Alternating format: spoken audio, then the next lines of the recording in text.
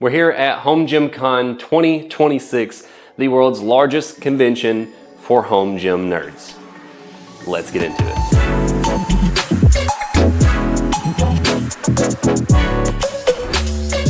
How's it going? Well, I saw you were occupied. I was coming over here next and I was like, they're busy. We'll come back in just a second. We don't want you here. Let's do this thing. We have full production dumbbells? This is still pre-production. Still pre-production. But okay. It's a lot better than what you got. Okay. Okay. All right. So walk me through it.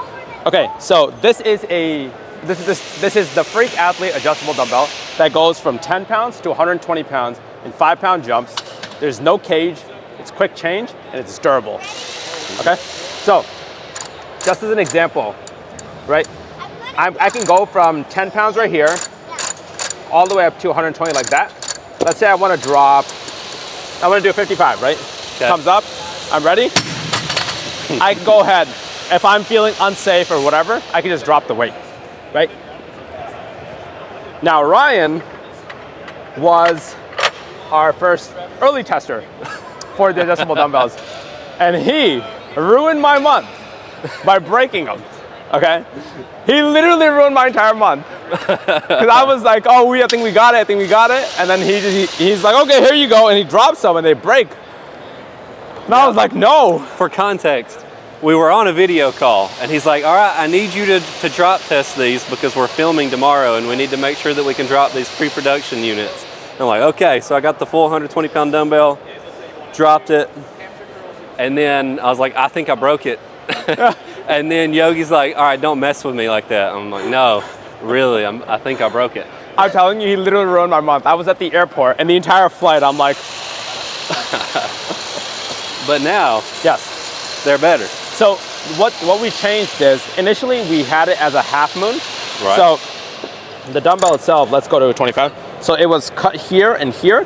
Right. So whenever you had a point of contact, so there was a straight edge and it hit it, it caused more impact to the dumbbell than it needed to. So when it's a circular design, it's equal. No matter where you drop it, it's equal on that front right there. So not only that, you never tried the stand, for example. Right. So this cradle is bolted onto the stand itself. Okay. And again, as you can do it, so you can move this around as you see fit. Okay. So not only that, is these are expandable. So we will be selling 80, 105, 120. Okay. And 85, 105, whatever. This is going to be the 3 variances. Right. And the goal is, as you get stronger, you can get more plates. You don't have to buy the 120. Right. You can buy the 80, and if you feel like I'm going to get stronger or I'm getting better, buy more plates. Got it. So to make sure I understand this correctly, so like let's say I bought the 80s. So it's going to have the same handle, right? The handle's going to be the same. And so it'll just have the end plate that keeps the shaft from going out any further. Yep. And so the handle's actually capable of expanding out to 120. Yep. But it'll just get blocked by the end plate. Exactly. And it'll only be allowed to go up to 80. We're basically going to give you middle plates. Yes. That will just help you expand it further. Very cool. I like that. Okay. And then we have the Apex. Okay. I already have a little bit of. Before we move on to the Apex, do you want to try this out? Go a quick bench? Don't have to go heavy, just whatever. Let's do it. Feel out the balance of them. Let's do it. All right, I haven't warmed up, so we're gonna do 60. Sounds good. There's plenty of room. Yep. You want me to spot you? Do you normally have people spot you on your warm-up sets? That's right. Hey, don't mess with my jokes.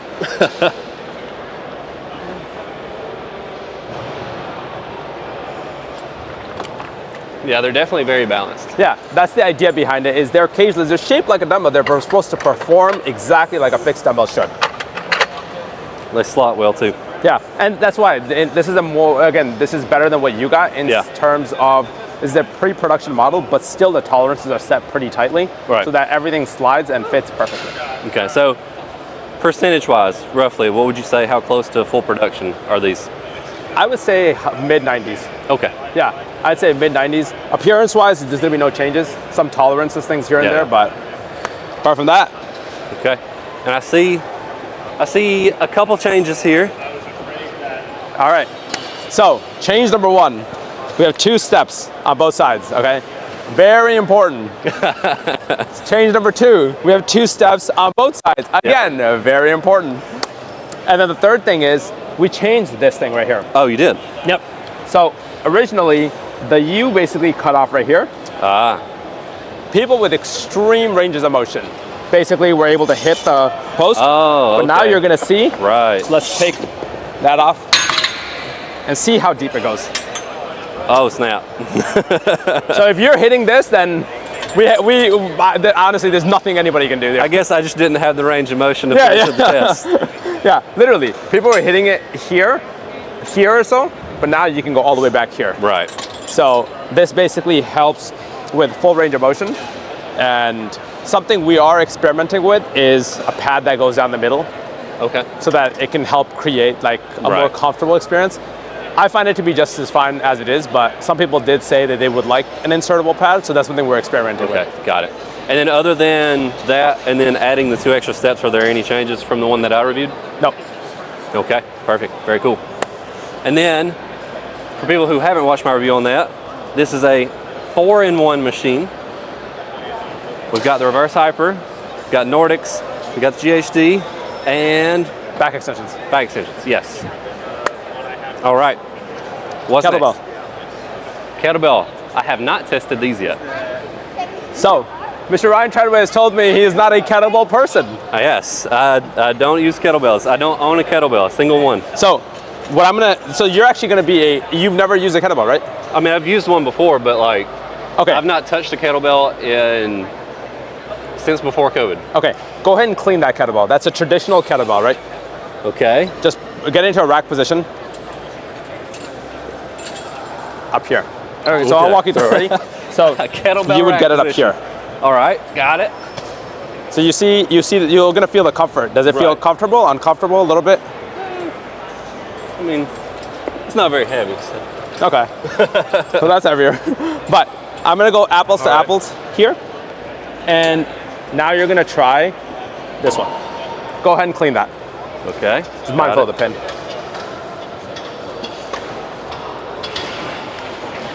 Ah. You feel it? The arm groove. Exactly. So instead of it being a rounded surface, a rounded surface puts a lot of pressure on your forearms. Right. Versus the flat and concave. There it is. Yeah. Very cool. So now, not only that, is why this adjustable kettlebell is actually just as good as a kettlebell. Right. Is in the sense of a kettlebell is literally a cannonball with a handle attached to it. Right. That's literally the definition of what a kettlebell is. Right. Right.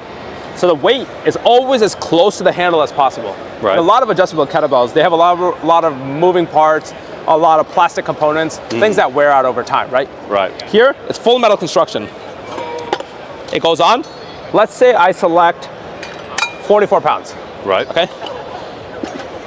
Still, all the weight is as close to the handle as possible. Nothing is offsetted, nothing is like off balance. Right. And the tolerance wise, the way this product works is nothing is moving around when you're using it, right?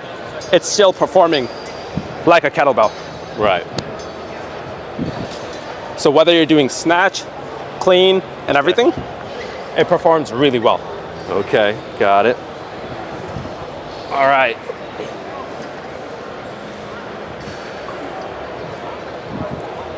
Okay. Now I take that back. I've tried one kettlebell, but what it was is one of those adjustable ones where it's just a handle that clamps onto a dumbbell. I got you. I know what you're talking about. I used it once. Yeah. I was like, this.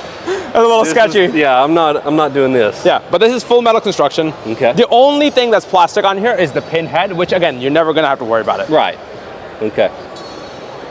And so we go all the way up to 70 pounds. Yep. What does the handle itself weigh? So the base weight on this is gonna be 12 kg, which is 25 pounds. Okay. And then it goes in every 2 kilo increments, so 14, 16, all the way to 32. And then you have pounds on the other side, kg on the other side. 25 empty, 31, 35, and so on. Right. The numbers on the pounds are a little off because decimal. It's because it's measured in kilos. Right. That's what a kettlebell is supposed to be, is measured in kilos. Right. And the conversion is always going to be a little bit off, but you're going to see that on a fixed dumbbell as well. Right. It's like 26.5, for example. Right. So we round up when we do our thing, but it's always going to be a little bit. It makes it cleaner. Exactly. And again, so put it on there, you change the weight, see how easy it is. Okay. Slots nice and easy. Pull the pin. That's it. Oh. I thought I was doing the lowest hole.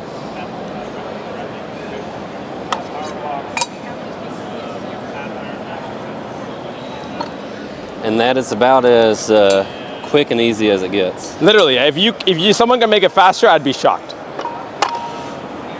It's literally a selectorized kettlebell. Exactly. Exactly. And so we have other kettlebells on the side just to show people as a comparison. Right. Like, this is a lot more comfortable in the rack position, so it removes that barrier to entry for a lot of people. Right. And this makes it a lot better. Okay. Very cool. Very cool. All right. Next one is going to be the hyper. The new hyper. The new hyper.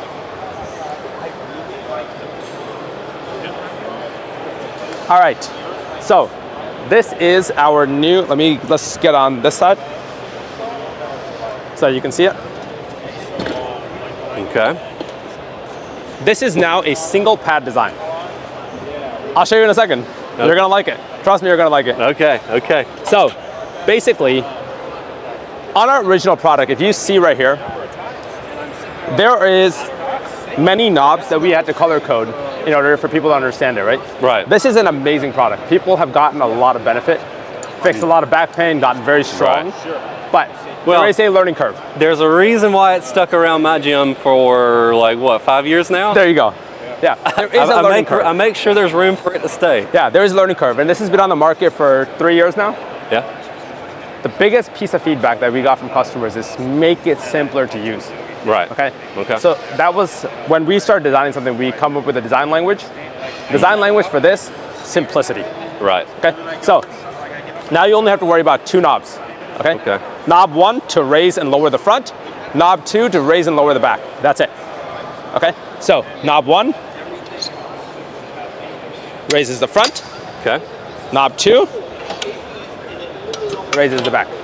Okay, and then that's just an unlock mechanism right there? So you want to grab this when you're lifting up. Okay. So because when it drops down to the bottom, it locks in? Okay. Yep. So that when you're doing 45 back extensions, it doesn't just unlock. Now, when you're up in this position, we now have a latch, which makes it a lot more stable. So when you're adjusting, let's say I want to go to 6, right? Clamp down. And you can do like in between settings. You can do literally infinite settings here. Right. Okay. Very cool. So, come take a look at this. And they're actually laser cut out instead of laser engraved like last time. So you can go all the way up to 14. All right. There we go. All the way from 14, all the way to 1. So let's say I want to get to number 6 for me. Okay. I would clamp that down. Now it's a lot more stable. Right. Now, let me show you the benefit of this pad design. Okay. Okay. There's a couple things. One is, let's say I'm training Nordics, right? Okay. So I get on here. I'm doing my incline Nordic. Right. Okay. And I come back up. Okay. On that one, you would have to use a Nordic pad, right? You would have the center pad. Here, this is a 1-pad design. So now go from here, let's say I want to do back extensions. Okay. It's the same height for me. I like it. Where it's not something that I have to mess around with. Then, same exact thing applies to when we put it into GHD mode. Now, the old GHD mode, you had a pop pin design. Now we have this channel. Basically, this goes on like this and installed. So it's just held in by friction then? No, it's held in by an actual plate that it goes into. Okay. So you can't push forward on it. Ah, yeah. So then That's it, and lift up. Ah, that's sweet. Yeah, Okay. and so it locks everything in. And even for storage, this is a great portion of it where it makes it easier for it to store. It doesn't add any height to it, and you can move it around while it's stored on here. Okay. I see you changed the vinyl on this one too. Yes, we did. Okay. We got a lot of requests to do grippy vinyl because that people just aesthetically and functionally, people said that they preferred that one. We ran this through so many tests. And this came out the winner on all of them. Okay. The customer's always right. That is. I like that vinyl. I'm just saying, I like that vinyl a lot. I like that vinyl too, but I'm on your side. Yeah. So I don't know if you want to see the handle from the back. So it works like a latch now, because your hand is going to be here anyways when you're lifting the back up, right? So might as well get it in the right position to lift up. So the way this works is, so you would get here, you would go down, and it latches right there. So it releases it. Now the big thing about this product is this is a product for people with back pain, right? People who have back pain, people who are trying to get better. The last thing you want to do is get hurt while trying to adjust your machine. Right. So this is the heaviest part of the machine. In the back, we added a piston. So a gas stick right here, that basically, it's an assist that brings it up. I'm literally lifting on one finger. Right. And I can let it go right here. And it doesn't do anything. And the pin is not engaged, see? Now yeah, and I love what you've done with the adjustment mechanisms too, because with the Hyper Pro, I don't use it as much as I used to, just because I have so many dedicated pieces of equipment that like takes some of those functions. And so like if I don't have GHD in the rotation for that phase of my training, it might go for a couple months before I start using it again. Exactly. And I used it last week actually, and when I went to adjust it, it did take me a second. I was like, wait a minute, I gotta pull this knob, and then I forgot that there was the locking knob in the back, and I went to lift up on it, and I'm like, crap, I gotta unlock it.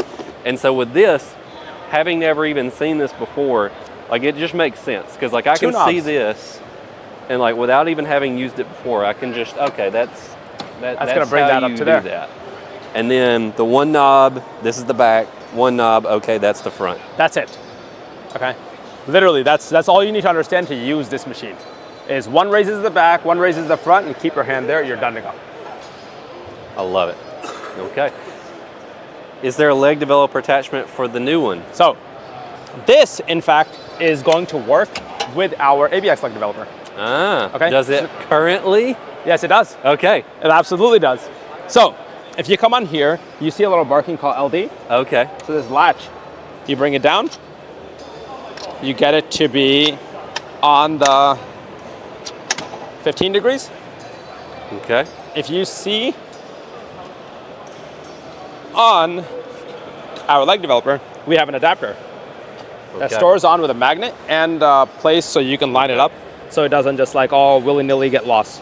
And that adapter, that comes with the Hyper Pro? That will come with the Hyper Pro. Okay. So you would take the adapter. Okay.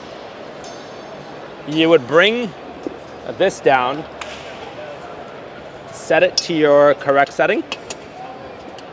So bring this back right about here. So for that, right on this model, it's a number 5. Okay.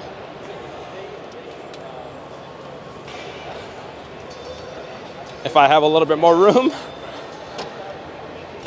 It's a good realistic test because there's not going to be a lot of room in the garage. Yep. And so you just take a plate, for example. Okay. And you can now do leg extensions. And the same thing with hamstring curls. The idea was that this pad angle should match this pad angle. Right. Right. As it is on the ABX. Right. So as it performs on the ABX, it performs on the Hyper for leg extensions. I love it. Because having used both the old one and the new one, this is way better. I'm telling you, not just that, check this out.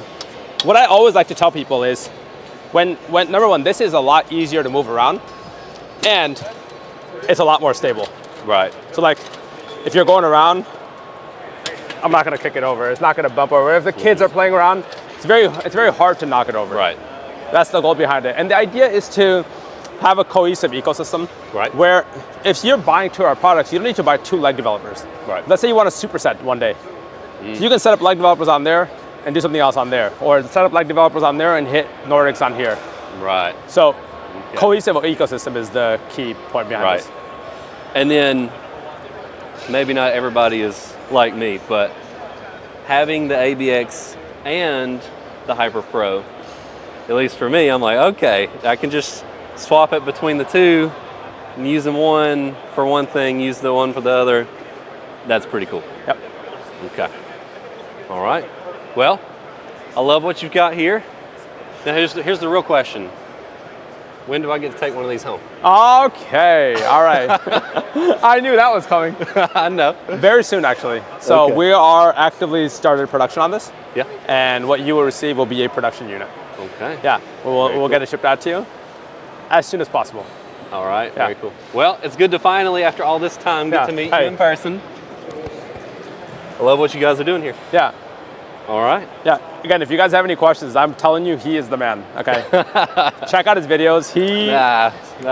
He scares me. He breaks our machines in our testing phases, which is good. But you do help us make it bulletproof. Well, that's the goal. We're actually just talking about this new push and pull jammer arms. So Okay. basically the ones we sell right now, they're more basic, like old school, everything like that. But now we're trying to upgrade it to where you can get different angles. It can go in different column sizes. You can like do more adjustments. You can start like, on most of them, you got just the starting point down below. These ones you can start up higher. So you can start them at like shoulder press, like chest press, like whatever you want. So it's more like adjustability overall that you're gonna get. So a lot of people I feel like are gonna be like new and shiny and they're gonna like it a lot. So I see a lot of adjustability here. So handles. So basically, force curve. from what I've told, I think they're working on it. So column size. Okay. So a lot of units have 2x2, 3x3, like everything like that. So you're going to be able to adjust them on a lot of column sizes, and you got rotational points right here. So if you want to angle them in, that's an option. Angle them out, straight up. Okay. Right there.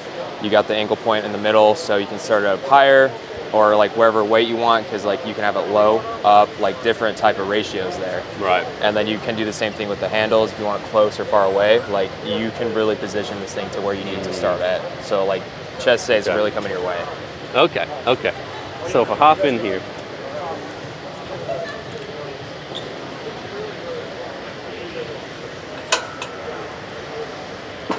And then also right there, it starts up higher. Okay. Okay. You just want to come over? So then it had a starting point that just popped out by itself? With the starting point, it starts up higher, and then the blocks drop down, right? Yeah. Okay. That's pretty cool. And so then... Also, if you want to have more stretch, you can change the position of the rubber here. So when I put the rubber on this place, it goes more down, so you have more stretch. Okay. In the middle. All right, can we see that adjustment right This is if you when you have weight leave it on down. it, so you must release the weight if you wanna put weight. But now we make this like you have this screw here. Now I can put weight on it. Okay. And with both hands put it up while it's heavy. Okay. And now I release it and can start again with working out. Okay. So every time you're perfect starting position. That's cool. While the spring is here. Okay. I like that. And so then adjustment for the force curve. Yeah.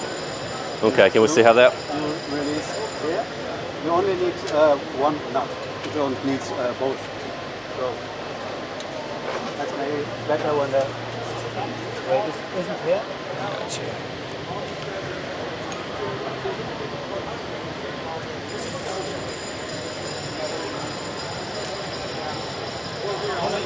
You can adjust it where you want it. Okay. Put it down and then screw it in with a nut.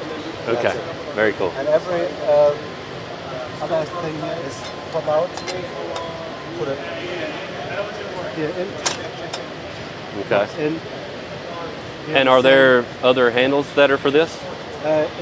We are working on other handles where you can change the angle, and you can also change the angle in this position. So we have every position. You can work with this. This is the main setting most people are using. You can also use them as an inner chest press. You can take only this arm here, a short arm, and put it direct to the upright. Where inside you have inner chest press. You can also take it on the opposite side, from this side, without this adapter. You can do rows. You can do a sitting bench press. You can do different movements with them. Okay, very cool. And are these out now, or is these upcoming? They are coming now in October. Okay, got it. Yeah. All right, very cool. And then, Shows the ways the new are. okay. Those are our big boys right there. There you go. So basically, we had an original version of the C10, we had a V1. We came out with the C20 afterwards. So the thing that's really good about the C20 is you have these center pulley cables. Yeah. So the reason why a lot of people like that is just the flow of the workout, and also we changed the ratios with those ones. So right here in the front, these are a 2-to-1 ratio. So you got a slider jump, so 40 pounds, 20 pounds. So up here, these are both 2-to-1 ratios, but when you connect them together, right. Like say you have 200 pounds on here, you're gonna max it out at 200 pounds. So you're gonna have your back workout because a lot of companies have the 2-to-1 on the outside and you're not getting enough weight. Right. And then down below, each of those is a 1-to-1 ratio. So you can max it out 400 pounds. And the reason why we really did that is because of our sliding bench. So with that, it's just on a trolley. It's a flat incline bench. You can set it up for a hack squat and a leg press. So basically, you add the weight to the low row.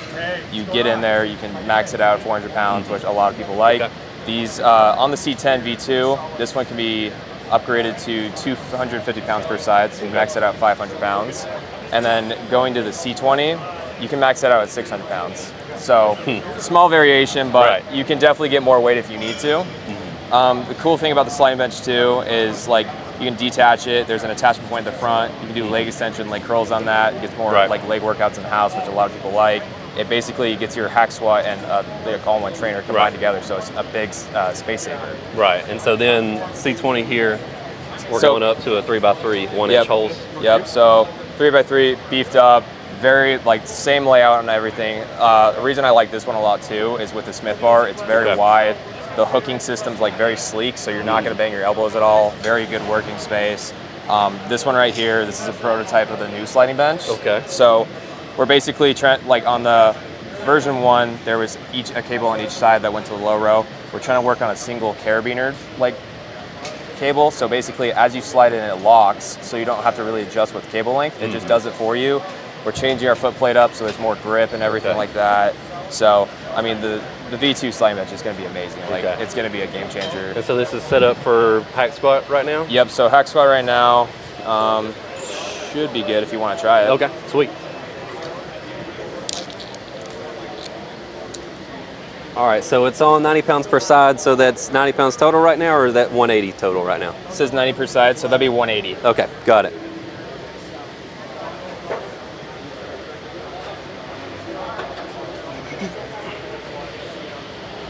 Oh, it is not connected. Let me, hold on. Is it not on the bottom or? Oh, is the retractor not locked in or something? Yeah, give me one sec. Ah, damn it. One guy I needed to ask that's a pro on this. It's the new... So is that a dialed motion retractor on there? Yeah. Okay. I think it's... There you go. Yep. Okay, try that now.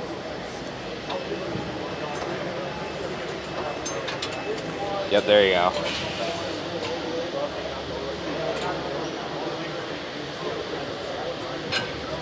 It's very smooth, but it's also bizarre laying down doing a hack squat. I know, it's the weirdest like motion ever, but it feels great though. Another thing I really like about it is like on a lot of hack squats, like obviously all that weight's on your shoulder. Yeah. Whereas this one, I feel like it's a little more evened out, and like it kind of feels like you're pulling from the middle, so you're not putting all the stress through your back a lot, and it's also like getting your legs worked out the same amount. Yeah, because which I mean, only having 180 pounds, I guess I would see if I just full stacked it, but I didn't feel any like digging into the shoulders or any discomfort there. Because I feel like there's a lot of tension just through your body with the friction, where it's not going to put a lot of strain like there. Right, I love it. All right, and then do you have a tandem tower set up? We do. All the way down here. Because that's one thing I've seen a lot on, but I've not had the pleasure of testing. Yep, so on these suckers, basically you can either buy one of them or buy two of them and connect them together. So I really like to, like, for this one, it's either you have not a lot of space and you can toss it in the corner, so you can do leg day and like whatever arm exercise you want, or this is really good in like a gym, like hotel setting. Yeah. Because like you see a lot of these styles in the gyms and stuff like that. But yeah, so you got 2-to-1 ratios on each arm. So the longer cable length, you just use one, but you can get it together. You start it at 200 pounds and you can be upgraded to 250. Okay. And this one is sliding bench compatible, so there's a foot plate you can get on there, put it with a low row, so you can do a leg day if you're really heavy on that and you want to, like you said, no space in your house, but gets back workouts, you can get chest workouts, arm, leg day. Like, I feel like it hits a lot of those points. A lot of people do like the 2 columns as well. Right. It just seems to be better. You can also, some people get really crafty with the swinging arms, so like they'll swing them out, you can do chest press, stuff like that. Right. And like, props to you. And then this answers one of the questions that I had right here, because my one concern with the tandem arms, or the tandem uprights rather, is attachments. Yep. Because most attachments are designed to have, you know, one center post. And I'm like, okay, we need to have some way to make sure that we're in the center of these. Yep. So you've just got a lat pull seat that just goes in between.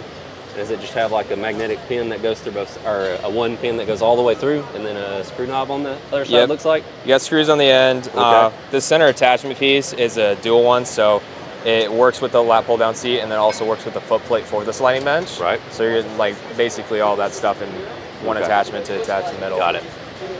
And then, so with these, they lock out. Yep, so you got flow mode right there. That's cool.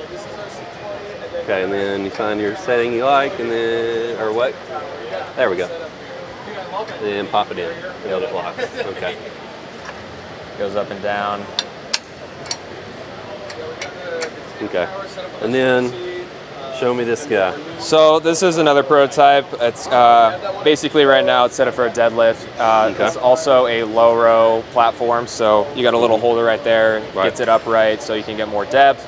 It also is going to be a belt squat attachment, so it's going to have a cable feed through it. We're kind of working on the point of like how to lock it down easier, because when you're like, you can't just do a static, like just chain in there. You want to do it like the sliding bench V2 where it clicks down as you go. So we're still working on the belt squat piece, but I mean, right now it's really good for the low rows and like whatever else you might want to get creative with it. And then when is this going to be available? Right now we don't have a release date, so it's still up in the air. Do you know anything as far as price point yet, or have you guys decided? Nothing like that yet. Okay, cool. Pounds. So test this out for low rows, or bent over rows rather.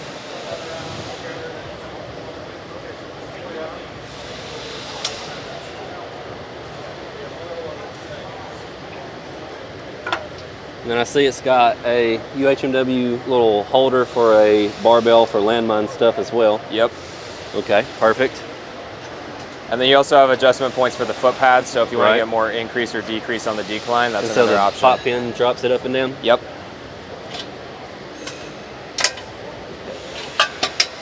And then you can just stand it up to store it, looks like. Yep, on a wheeling system, so it's really easy to move. You can store it upright on a wall or something like that. Very cool. Very cool. And I would say whole new line of leg machines is going to be another big one. So on this one's the LPHS. So some things we changed with this one is going to be the foot plates. So we got a wider upper foot plate for leg press. Same thing with the hack squat. A lot of people were asking for like better grip and like more wideness. Down the road, we might even get more upwards, so you have more variety where your feet go. Okay. Another good thing about this one is the shoulder pad upgrade. So it slides in the back. You have 2 pull pins on each side, so you can move them out and in. So depending on how wide your shoulders are, that's is that what the little T right there is? Yep, right here. So basically, you can pull this pin, pull it all the way out, or with these arms, you can pull them in the sides. So another really good thing I like about these new shoulder pads is you can put them like they go downwards. You can have them on there. You can get like, basically for a taller person, they're up. Whereas if you can flip them around, they go lower. So if you're a little shorter, you can get it up more. Yeah, okay. So that's really good there. I also like the new safety locking on this, because before we had a little pin down there, not like it would just drop like there, but right here, new locking. So if you get it up, more safety options. Okay, got it. And then it built-in storage down here. The shoulder pads, I assume. And then a calf block, I guess. Yep. So if we remove the back pad right here, has a little hole pin right here that you just insert it right there. Oh, and then it just has the little knobs to hold it in place. Yep. Cool. Very cool. If you want to do a hack squat, you just put the sucker down, put it in the holes, and go to work. Okay, I like that. Because that's one of the things that I've seen with other combo units where they just have like the little hinge at the top and it flips back. And I'm like, it's only a matter of time before that gets snapped off. I know, yeah. And then this, it just slots right in there. Oh yeah, super simple, high strain, like it's really good.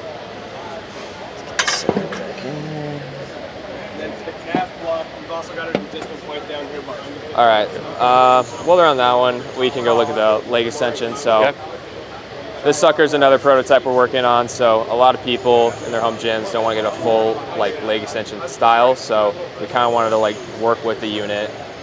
Basically just straight off the cable on the side, goes rotated down. So you can do leg extensions and hammy curls here. And I love that you don't have to have either plates to load on here or buy a whole extra machine with a weight stack. Yep. It's got the little swivel pulley. You set it next to your functional trainer and then use the weight stack that you already have on the functional trainer. Yep, so I mean, you're saving money, you're saving space, like it's a very good addition. And so no more, how can I DIY my budget leg extension machine to get to a weight stack? No more excuses here. It's like, it's there, it's an option, like it's gonna be great. Okay, I love it.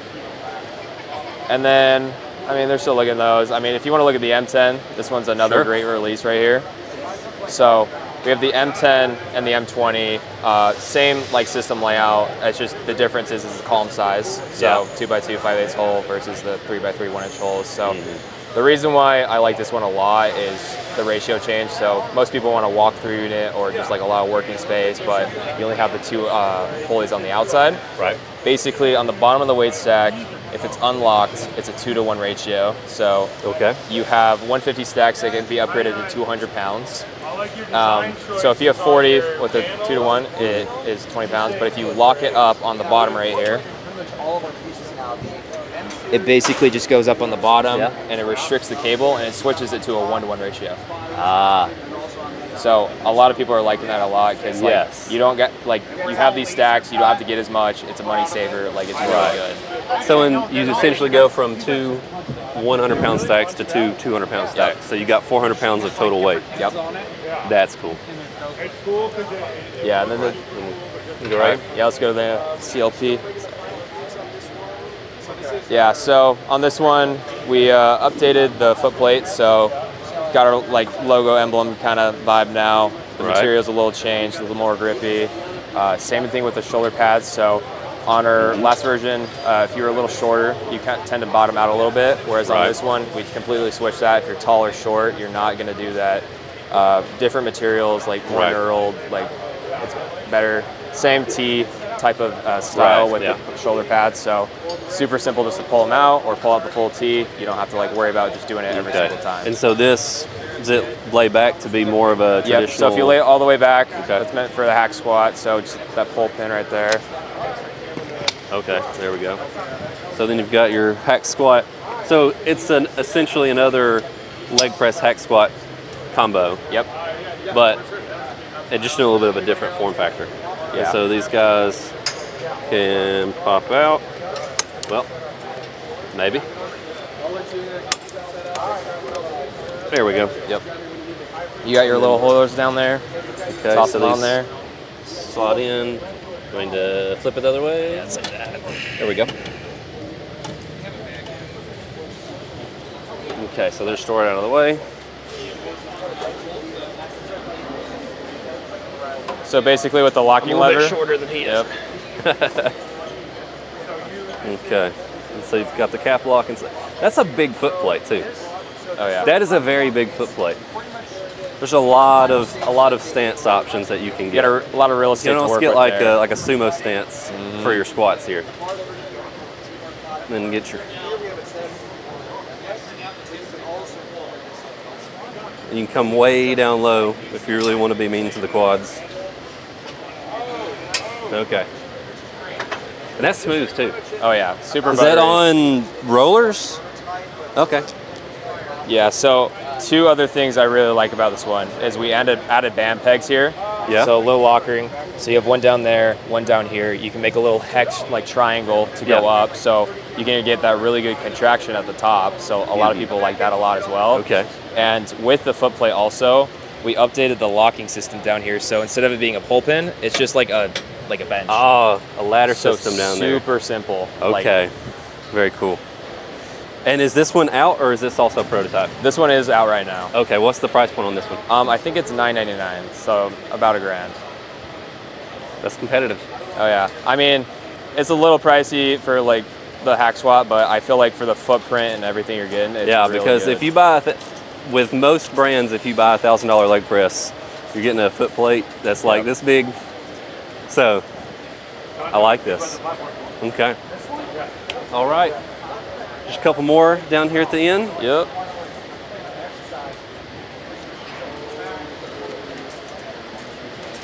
Heads up, name. So we have basically our Ridgeline series that we will be coming out with, and then the rest down here is the Solitude. So we start in the Ridgeline. This one's going to be a little more commercial grade, a little more heavy duty. Basically, you have really good adjustment point on the butt pad, back pad, and the leg piece. So you can rotate it up. You have a really good adjustment on the ankle right there. So if you got like shorter like shins or longer shins, you can do that. On the butt pad, you have like 2 adjustment points, so you can get it up, you can get it low. Same thing with the back pad, you can get it really like declined. So if you're really wanting that stretch at the bottom, it's an option. Okay, got it. So what's the weight of the stack? I think it's the same as this one. Our stickers were a little lost. It's around, yeah, like 222. Okay, cool.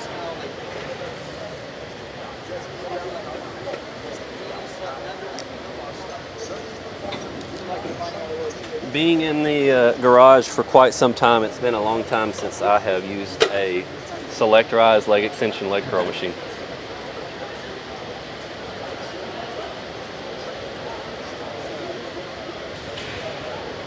Okay. Want to get that extra stretch, like we all do. You can adjust it there. Okay.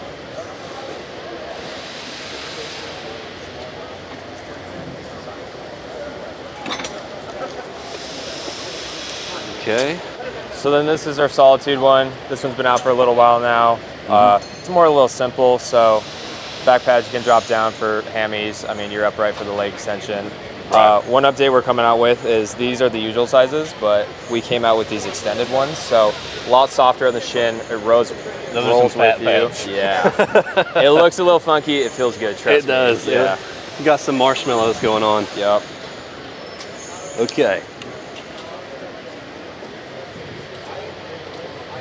Oh, that does feel great. I know.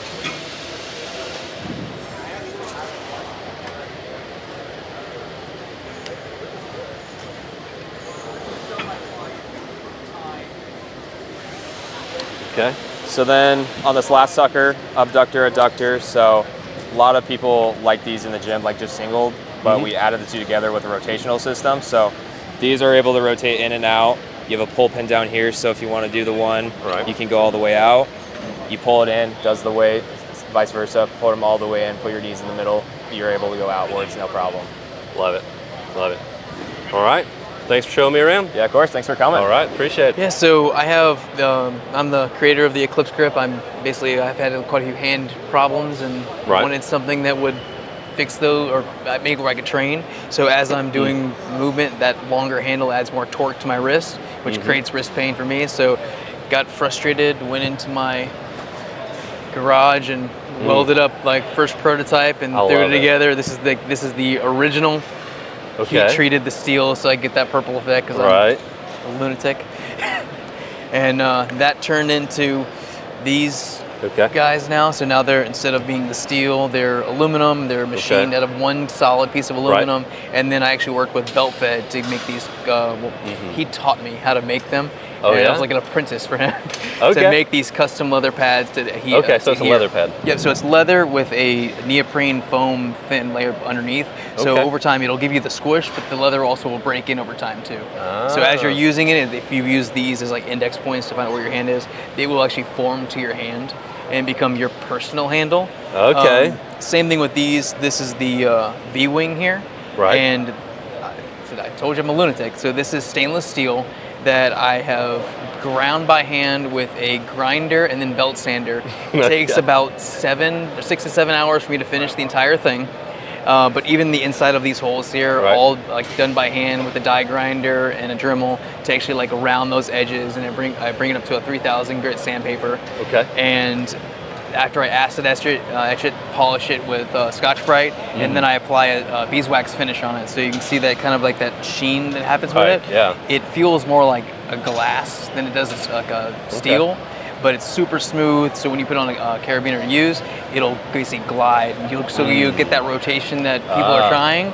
But so you get that like binding up feeling. Yep. So instead of having that bushing that people are using where like it only can rotate in that one position, this one you can actually change where it will rotate by changing the axis of rotation. So if you want it to be more in line with the cable attachment, it'll rotate at this piece here. Right. If you want it to rotate off to the side, it'll rotate on this axis point. And then you can do that if you have a big enough carabiner. You can go down a little bit further.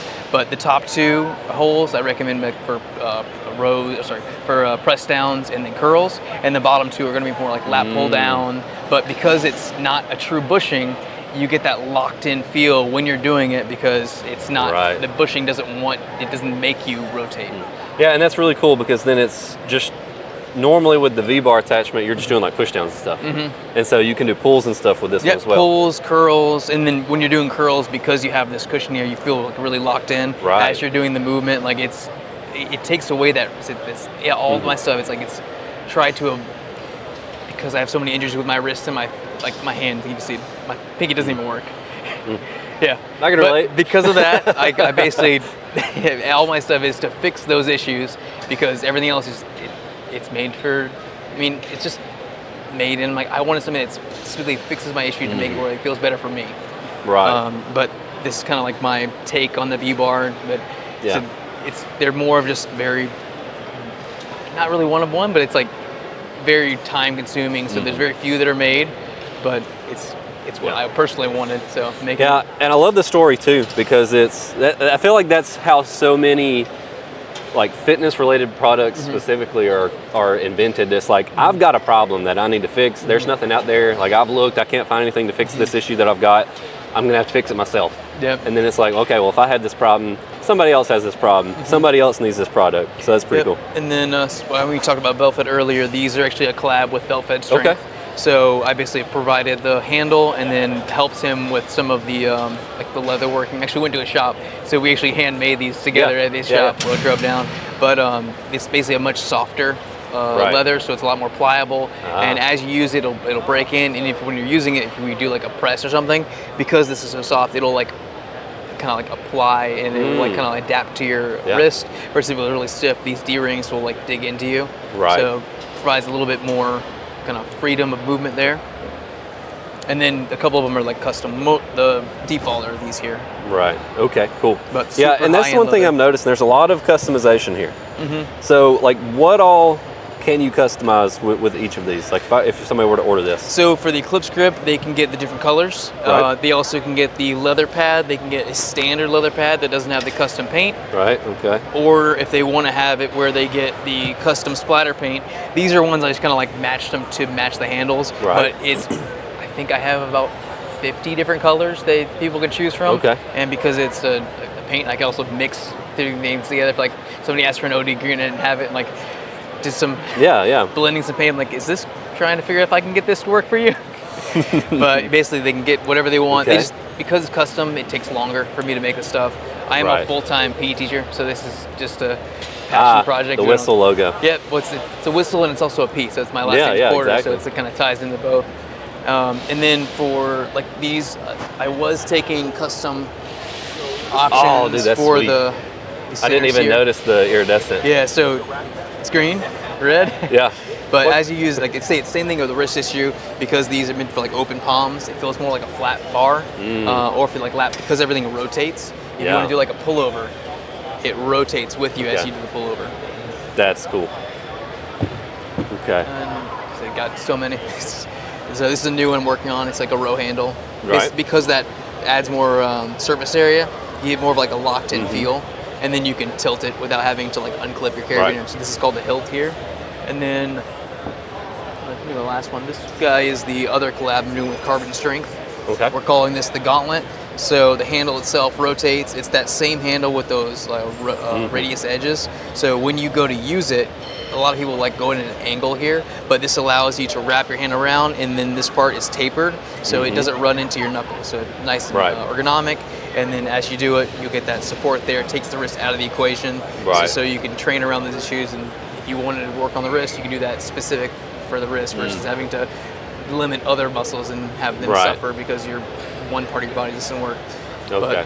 And because the pad here is a roller, instead of it only being able to do this lateral raise, if you clip in and you go on the outside, say if you're doing like curl, because this part rotates here, as you go up to do the curl and you want more of like that peak contraction, it'll create a cam as you go up, and then you'll get more of a squeeze at the top. And as you go down, it will rotate down, but as you go up, it'll engage that pad and then move that cable out of it over there, so it'll change the way that it feels to your muscles. That's cool. Okay, very cool.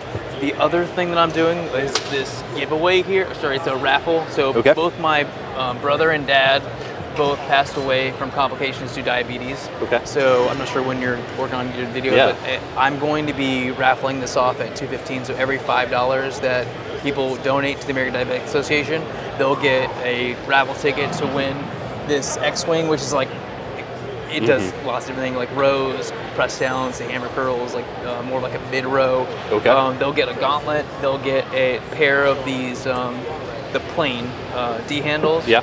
And they will get, which I'm calling it the Revlift handle, which is the Rohrmann strength handle, but I put the Rev Bar handle on it, so this giant fat grip.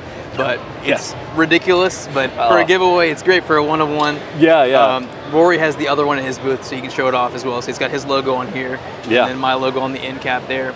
And then I said they'll get those, so Revlift, X-Wing, the gauntlet, and then a pair of the D handles, and that giveaway is happening at 2:15 on Saturday. All right, very cool. But trying to raise money and awareness, just because definitely, it's very hard. I mean, they both passed away the last 2 years. My dad was like a year ago, like 2 weeks ago. I'm sorry to hear that. Yeah, which I mean, there's so many like of my personal training clients that when they come to us, they're struggling with diabetes. They don't realize how serious it matters. Like they just always have to take a shot. It's like if you don't manage it properly, like there's so many complications, and like it will kill you if you don't handle it. Yeah. But I really appreciate you showing me around. We'll make sure to plug the raffle here. It's good to meet you. All right, so we're at the Vesta booth. Let's see what we've got here. Welcome. So this is our V4 series. We have 5 different machines. Okay. Now the cool thing is, let me take you down to here. So just do a regular like pull down of some sort, right? Hang on, let me get you hooked up. And then we're gonna go straight into the talking on this one. Okay. So go for it, right? Okay. Pretty solid, right? Right. Okay, so let's switch it up a little bit. Now give it a shot. Yep. Okay. Here we go, here we go. Okay. Yeah. Yes, that's so simple. There it is.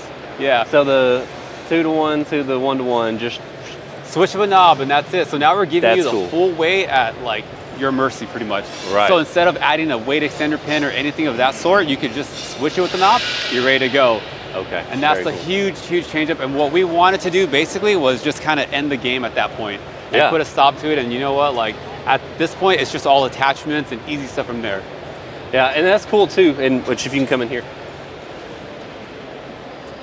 There are other companies that like have a way to switch it, but just that's it. You can't beat that. No, right? Isn't that right? Boom, boom, you're done. And then another cool thing is we have the adjustable here, which I'm pretty sure you might have seen something similar with the Smith bar. You know, you can pull it back and forward, and it offers just more of a better range of motion. So if you want to do RDLs, instead of putting like a plate or like what do you call it, a platform, you would just get that range of motion with the Smith machine, which is really cool. Okay. Add a 6 posts. Okay. And then I like how you've designed it to go flat up against the wall here. Yeah. And then you've got the storage essentially coming off the wall. Yep. And then of course, like our original ones, 3x3 frame. Okay. 11 gauge sill, pull-up bars. Oh, we have the pulleys up here. Right. And then the pulleys down there. And also too, if you now attach both, now we're dealing with 400 at its full capacity. And that gets more intense. Like who's really gonna do all that? Right, you know, I'm sure somebody here can do all that, but it's pretty neat. And then on the other V-Force, we have the wall mount version, right? And then we have our 3-to-1 that's not the 6 posts. Okay. And then we have the lat tower one here. Okay. Which a lot of people seem to like this one. You know, it's pretty chill, easy. And then we have our 2-to-1. So we just dropped all 5 at one shot for you guys. Okay, so this is wall mount. Yeah.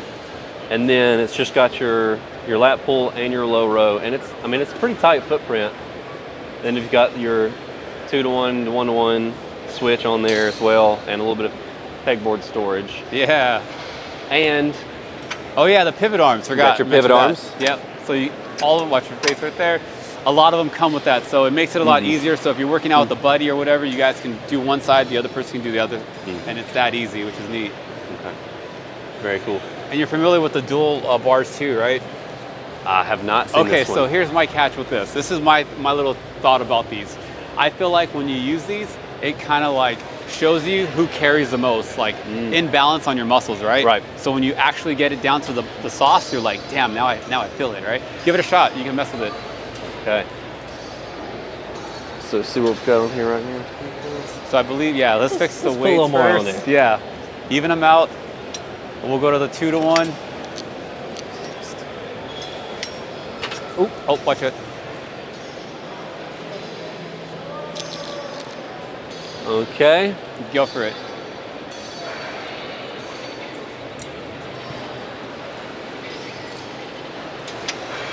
Pretty cool there. Oh, now you're going now you're going all the way. That's nice. I actually like that because you can do a lot of stuff. You can definitely tell. You can, right? And we do have one with like the for the biceps. You can do upright with it. I believe we have a shorty bar, but it won't really connect unless you bring it closer. Right. And then another cool thing we're actually releasing is our handles. So these D handles, let me find it around here. They're actually, where are they at? I think they're right here. So we have bearings inside it, which is neat. So you can mess with that. Let me bring it down. Oh shoot. Okay. There we go. So the bearings now, it allows you for that range of motion instead of like, I mean, it's probably not big for most people, but it's a big game changer. Like when you're doing like laterals, it's just gonna really go up, or bicep curls, it's just gonna go with you. So that's something new we're bringing. Right. Yeah, and then one thing that I noticed too, like little things. Oh yeah. Like the little connector here. Yeah, that's like a little V-Force connector. You can't beat that speed. You just hook it. You don't even have to clamp anything on. You just slap it in there. It's like a little Ninja Star. So that's pretty cool too. So this is the V-Force series, which we're going to be launching this month, August, and then so people can do like pre-orders, and they'll probably get it towards the end of August. All right, we're at the Fringe Sport booth. Let's see what you've got here at HomeGymCon. Oh man, we got it all. So this right here is the Dane 2.0 with our new Bob cross members in the back. Okay. Turned it into a 6-post. These are the 16-inch version. We also have the 31. The Dane's, I mean, well known at this point. It's our most popular product. Right. 1-to-1 system, so you get the full 160-pound stack on either side. And then the Bob is our bring your own bar Smith machine. And here we got our Austin bar in it, but any bar can go in from 32 all the way to 25. Okay. And then lastly, we have our new prototype short Gibbon arms. So we came out with the Gibbons arms a long time ago. We're doing a shorter version of the Gibbons arms because some people were saying the Gibbons arms are a little too long for some use cases. So we're going to be doing a much shorter version. Okay.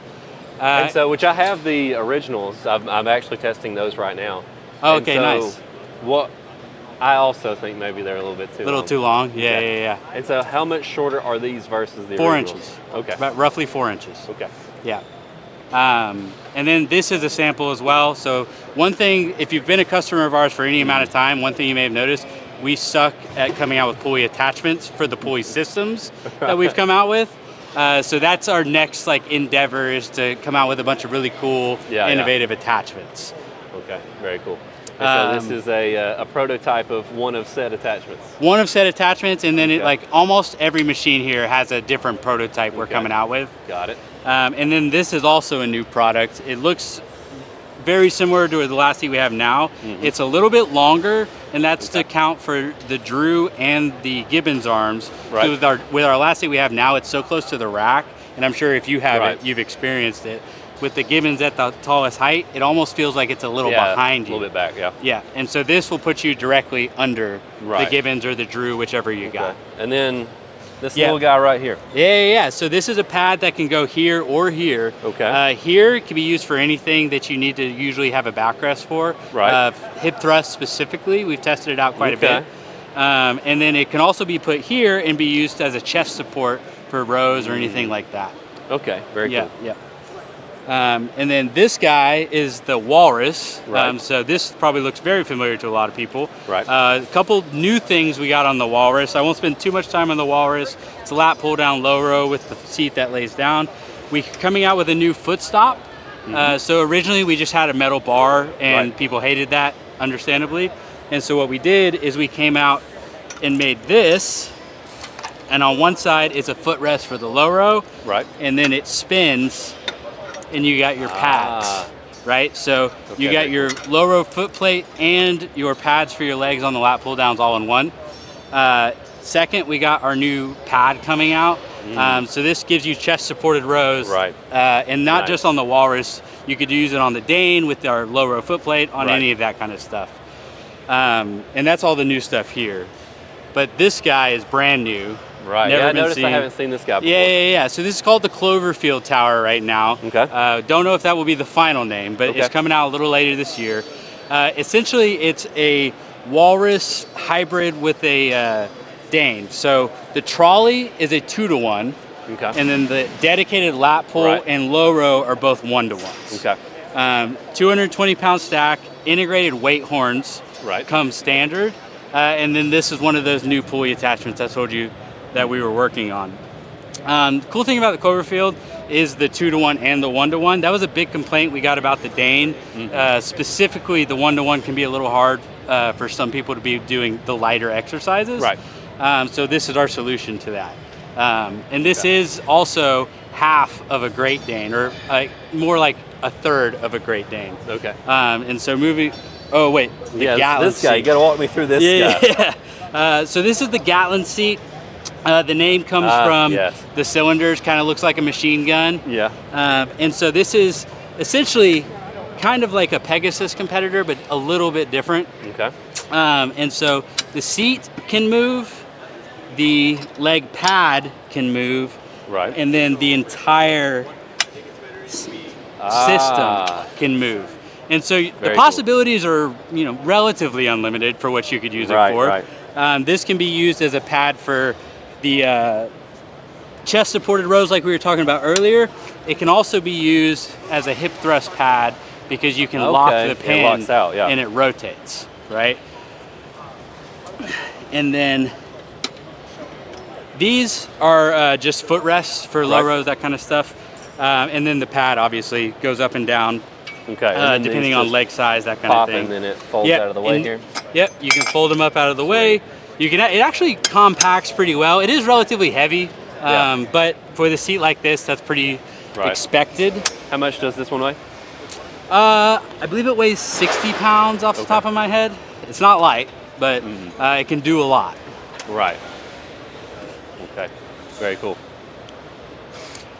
All right, and this one, there's a lot going on. I see that. Yeah, but this is our Super Dane, Great Dane, whichever one we actually come out with. Same thing as this tower, except it's on split sides. So you got your dedicated lat pull on that side, and then you have your dedicated low row on this side, and then you got your 2-to-1 trolleys as well. So lat pull, low row, both 1-to-1 still. Trolleys are 2-to-1, and then integrated Smith machine. So a lot of people have been asking us to do this ever since we came out with the first version of the Dane. Right. And we finally are doing it. So the integrated Smith machine comes with the bar. Bar has UHMW sleeves rather than metal sleeves to make the bar a little bit lighter. Okay. With the What's full the assembly. starting weight? It'll be 45. Okay. Because of the trolleys, right? Right. So it cancels it out. Right. It cancels it out. Cerakote shaft, fully knurled shaft as well. Right. A lot of popular Smith machines use that design. Same stacks as this tower, 220 weight stack. Weight horns on both stacks come standard.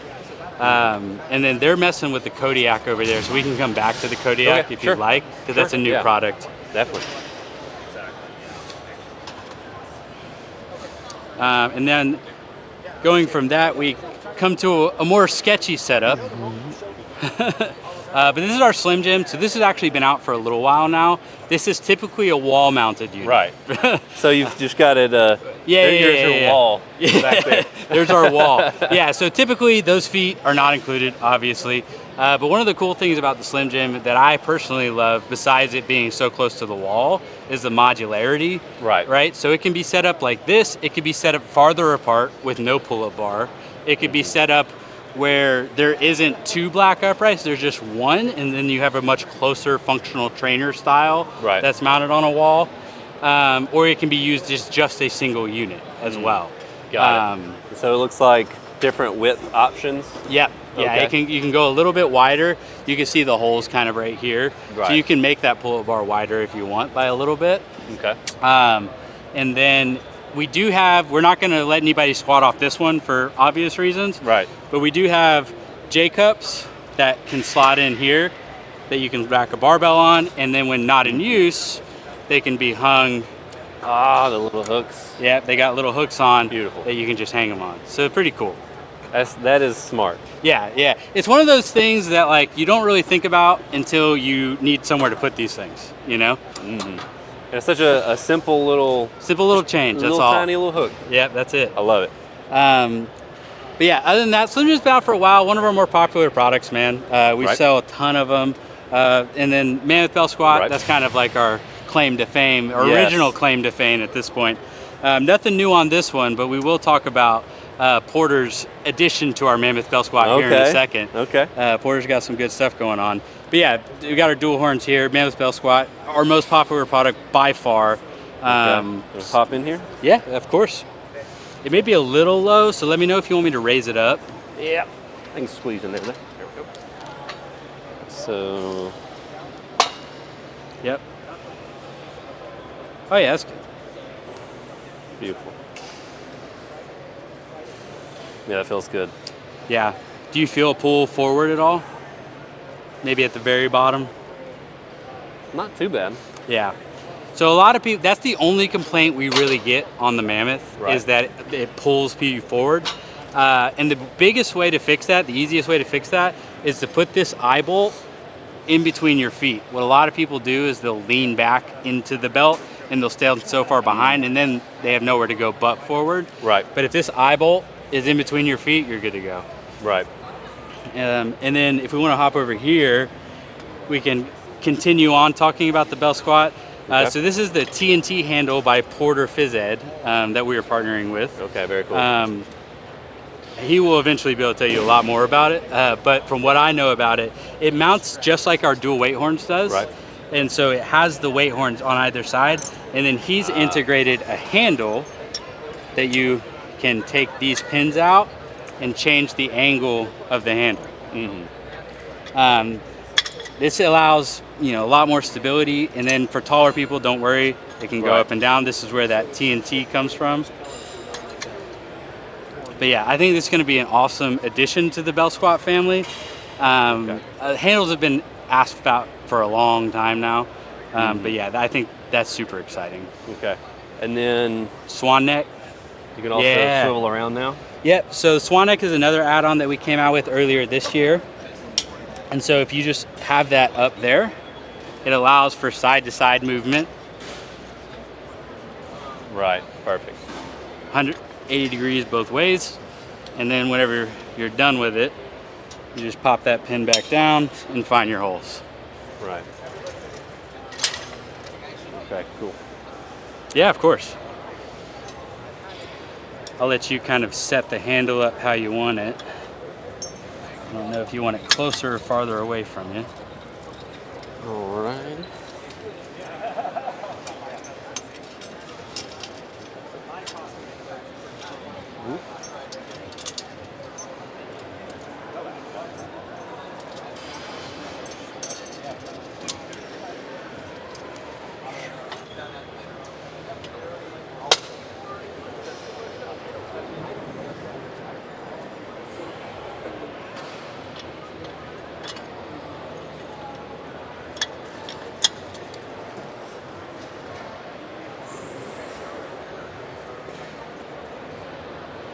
How's it feel?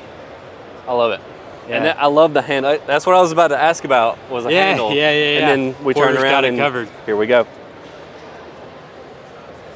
Yeah, I almost kind of like to lean back into it and have that forward pull. It's like having a pendulum squat.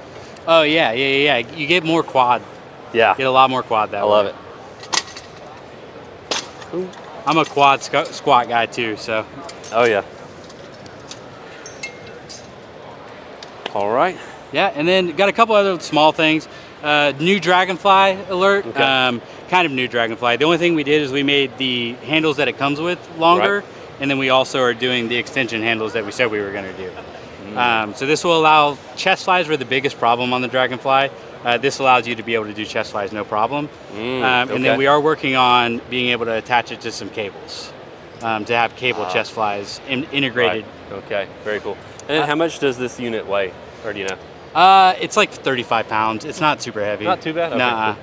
No, it's lighter than a plate. So, and then really small thing, but we're coming out with a new dip station. Our last time we updated our dip stations was like 2018.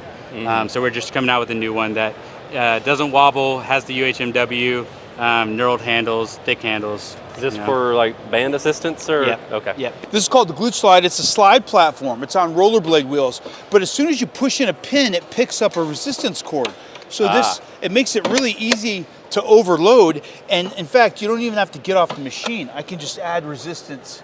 Okay. I can work lateral glutes in the frontal plane, which is a plane of motion we don't often train in. Of course, I can do my kickbacks, right? Because you got to work the rear glute. But if I angle myself right, I can do even the adductors. So it makes it, I call it the rotisserie chicken. You know, you just keep moving around and around. Here, get on the ones, try it. Okay, cool. All right.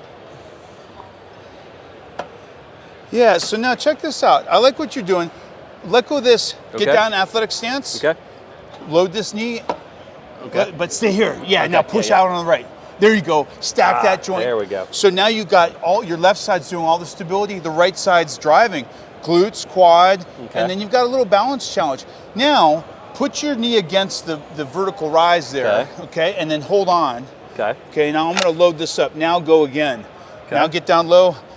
Now you got a little more stability, right? Yep. And you can just drive and work more on strength. Right. And not worry about the athleticism and the balance. Okay, now take a quarter turn to your left and then give me a kickback, like a mule kick, right? Got it. Ball the foot's on that foot wedge. Yep. Got it. Yes, sir. There you go. And now check this out. Bring your knee right here against my hand. Good. Now get down low. Okay. Now kick back. Yes. Oh, yeah.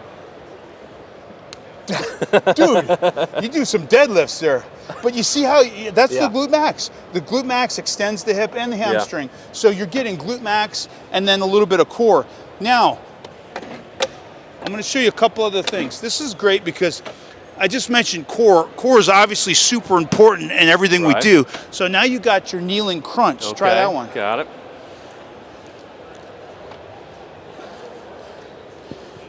Yeah. Okay, now hold up against my hand. Okay. Bring the knees up. Up. Now hold. 3, 2, 1. So now you get that load even at the end range of motion. Right? You can kind of get the max load. Now, one thing that we don't often do is we don't often train the inner thighs. Your growing muscles are a huge component to athleticism and strength and aesthetics too. Everybody wants strong inner thighs. So now we have an inner thigh adduction. The further this is out, the harder it's going to be, right? Because now you have longer range of motion. So here, try that. Maybe start here and just see how it feels. Cool. And start kind of slow. Sometimes people go, whoa, that's, So now you see, and a lot of people look at this machine and they think, oh, it's elastic resistance. Oh, come on, it's like a Pilates thing. Yeah. It's, I mean, do a couple reps. Yeah, I mean, I feel it. And there's only 2 bands on there. Because I'll be honest with you, I don't really train my adductors much. And if you think, when you do a squat and you're like haven't squatted for a while, where are you most sore? a lot of times it's everywhere. but it's the glutes, and the adductors are a huge component of flexion and when your hips extended, and extension when your hips flexed. People don't realize the adductors do this and this. And so that's a massive muscle group that I think is overlooked in traditional training. And then what's cool is when you're done, you know, you can store it in the corner of your gym because it's got wheels, right? Here, let me show you one other one. So I'm a big sports performance guy, right? I think balance is a huge component to athleticism. So one of the drills I like to do is, and this I test people, it's a rear lunge, right? So I'm sliding back. So, almost lost it. Slide back from there, press up, pause, come up. Slide back, control, press up, come back. Seems simple, but it's actually a trick. Okay. Remember, this, before you start, what's your name? Ryan. Ryan? So Ryan, just lock in for a second, like really stabilize. Make sure you're balanced and you feel strong and stable. Okay. And then drop down with that right leg. Okay. And then press up. Yep. Good. And I like, oh man, you're just holding down, now you're showing off. And then you can start to smooth that out where it's, you know, it's concurrent, right? You're sliding down and then lifting up. And so nice kind of fingertip to toe strength. Right. And then another one that I really like is a little bit of a chop, like a little lift pattern. It's almost like a punch, like an uppercut. So now we're getting a lateral slide out and then a punch upward. Yeah. See, I'm a powerlifter. I don't do a lot of dynamic movements. Well, that's the thing is, so you're strong as an ox, right? Right. But now let's play with the planes of motion. Yeah, yeah. Let's add a little bit of rotation. Let's add a little bit of speed. Let's add a little bit of balance challenge. Now all of a sudden you're taking your strength gains and really making them functional and applicable to everyday life and sports and whatever else you're going to do. Okay. Yeah. Gotcha. So slide out. Yeah. There you go. Punch right as you, yes. I haven't done any athletic movements in a long time. I like it, man. Feels good, right? It does. Okay. And then we've got, so these are all the red cords. We also have a unit with black cords in here. So just for fun, what did you have there? You had 3. So just try the 3 now, like a lateral kick out and see how that feels. Got it.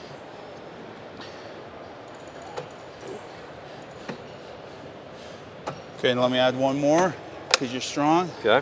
And see, you don't even have to get off. That's what's cool. So now, I got way harder. Isn't that crazy?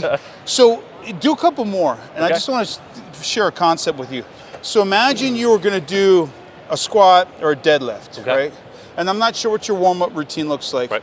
But imagine you just did, you know, 8 reps going out with each leg. Okay. Maybe 8 reps going in with each leg. Okay. Now you got the outer hips, glute medius, medius and minimus, and a little bit of the max.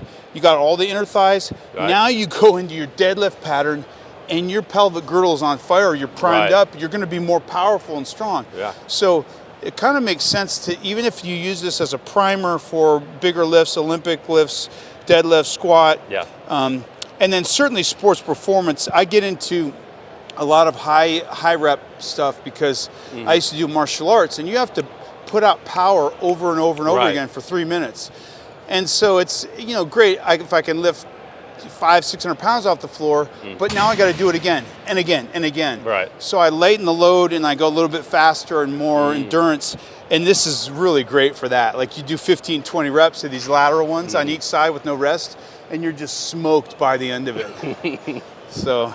Okay. Very cool. Yeah. Now we're gonna see if my my groin is sore tomorrow from like the 4 reps that I did. Yeah. That's all great. Right. Well, thanks for stopping by. We're at the SWINGSESH booth. Indeed. A playground for an adult. Yeah, well, and kids and everybody in between. All right, let's see what you've got set up here. Yeah, so this is our Spartan Sesh double. It all comes around this set of monkey bars right here was sort of the genesis. Right. The monkey bars actually comes off of this setup as well. Okay. And so this is sort of like the boundary between the 2 sets, if you will. And then from there you get to the Spartan Cube, which is just, you know, this section here. You add cubes together and you get the Spartan double, and then you add the double rope climb to that, and that's this entirety of this set. Okay. So it's a super modular set. It's supposed to be kind of set up your way for your backyard, for your workout style, to make it, you know, unique to each person. Mm-hmm. Okay, very cool. And then, yeah, this is a lache lane so that you can bounce from, you know, bar to bar, kind of on the ninja side. Regular monkey bars, you've got incline monkey bars, and then obviously the dual rope climb at the end, and then you've got the swinging ring. So, and of course the squat rack. Well, yeah, everything's a squat rack, and so we put it there just to show everybody that all of it is, you know, the 43-inch spacing. So wherever you wanted to have your squat rack, you can have it. And then what are the upright sizes? We're a 2.5 square tube. Okay. It is 1 inch holes, 2 inch spacing, so it's a standard spacing. The unique thing about our stuff is because kids are present, we added an extra, you know, an extra mechanism so that they can't just take it off and throw it at somebody, you know. Make it a little bit more safe with kids around. The other nice thing is, you ever had a big rack and you're trying to slide it over just a little bit, and your J cup goes, these don't move. So right. Once again, we're just trying to make it extremely safe around kids, understanding that it is inherently a little bit dangerous. And so, but the benefit of them seeing you do all that hard work and understanding what fitness is way outweighs that that risk. And then of course the cool thing about this too, like just with my son, I have a 5-year-old. Oh yeah. And so I just have, you know, the typical garage setup. Yeah. And then some days he's like, oh, I want to go out there and play, but then most days he's like, okay, bye. I'm gonna go play with my toys in the house. Yeah. Whereas if you have something like this, you're never gonna have trouble with the kids sticking around while you're trying to work out. Right. And there's no more excuse for, well, I need to play with my kids, I can't get a workout in. It's like, well, no, you can just do both at the same time. Exactly. Well, and I will tell you, these dip bars will call your name. Like, so if you walk into the backyard, they're just like screaming at you. So you can't walk past them without getting a couple sets in regardless. So monkey bars, everything here is built for selfishly me to play on with my kids. Right. So we've got dip bars. That's a 16-inch box jump, 24-inch box jump. Obviously, we got the pull-up bars, the slides built for it. We've got the battle rope under there, some weight storage. I cut the bottom of the stairs out there so that you can tuck your feet under and do like just ab crunches and things like that if you wanted to come up off the ground. So just trying to make it extremely versatile. So whatever you want to do while your kids are playing, you're not just relegated to a swing pusher. You can push the swing and keep going. So yeah. And then I've not done monkey bars in you better get decades. on it. So we'll see if I can go all the way through the incline as well, and we'll see how bad I look. If you want to make it really hard, you do a pull-up at each stop. There you go. Let's go backwards. Yep, you can reverse too to make it easier.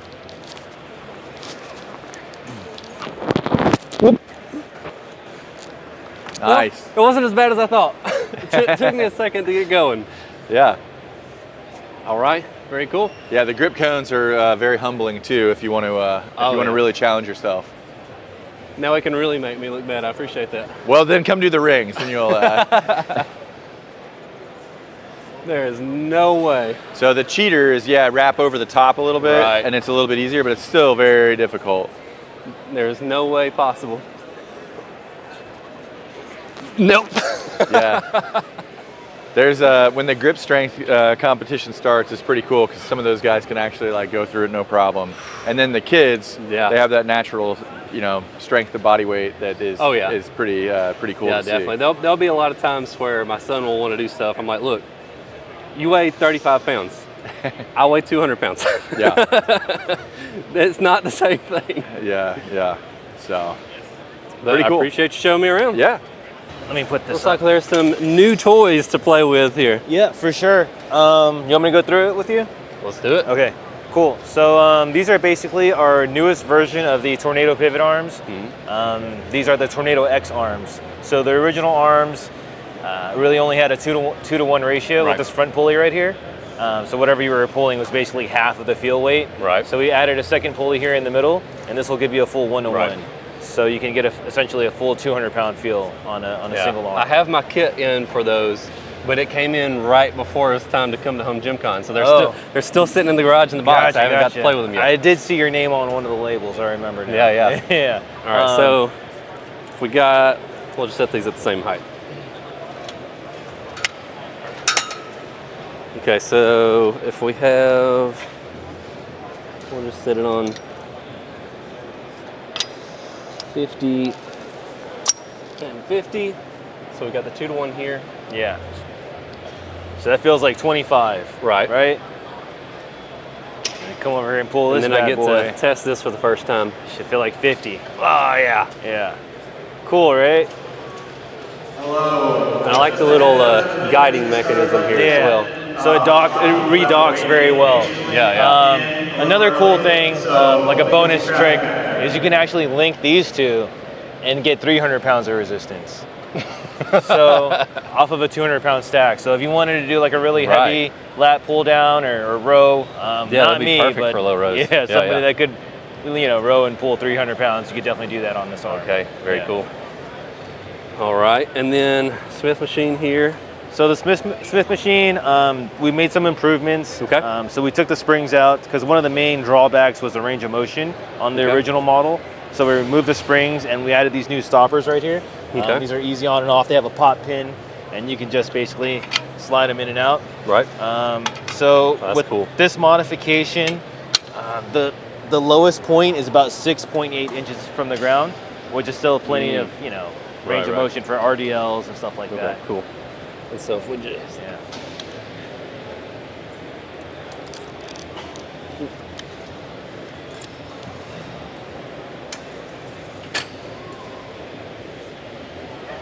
so it's a lot closer to the ground than before. What was the original? Do you remember? I don't remember, but whenever I saw people try it, it would like come up to like almost knee height, which was ideal. In which you can see where the bar normally hits me on a shin. Exactly. Yeah. So it's about 4 or 5 inches.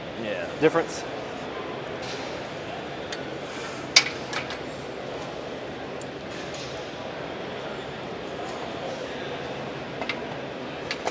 Okay. Yeah, stoppers are nice because you can easily slide them on and off. Yeah, perfect. Cool. And then I have not seen these yet. Yeah, so over here, we've teased these a few times and we keep on redesigning and retweaking them and making improvements. But these two are our Nexus bases, and what the Nexus base is, it starts from here to here, okay? Right. So they're basically trolleys that can accept different attachments and, make them into different things. So they have rollers and a pop pin, kind of like the Tornado arm, so you can roll them up and down the upright pretty smoothly and easily. Okay. This one is set up to be a jammer arm right now. Okay. And then this one is set up to be a belt squat attachment. Okay. So the jammer arm's pretty cool. On the handle here, you can adjust the angle. And then you can also lock it to make it free.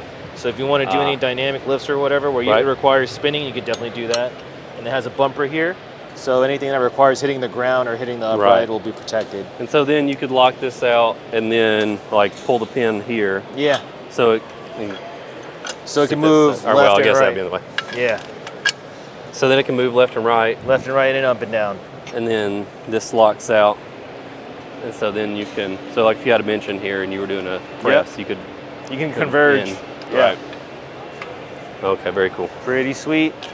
But these are just samples. It's not the final edition yet, so the final product will look a little bit different. Okay, got it. And then this just pops, and this whole tube comes out. Yeah. Okay. So that's the Nexus base, and this is the Nexus tube, and then that's the gunner arm or jammer arm attachment. Okay. And so this is the same tube as this, and correct. It has the belt squat on it. Correct. Okay. Correct. Yes. So this is the belt squat attachment over here.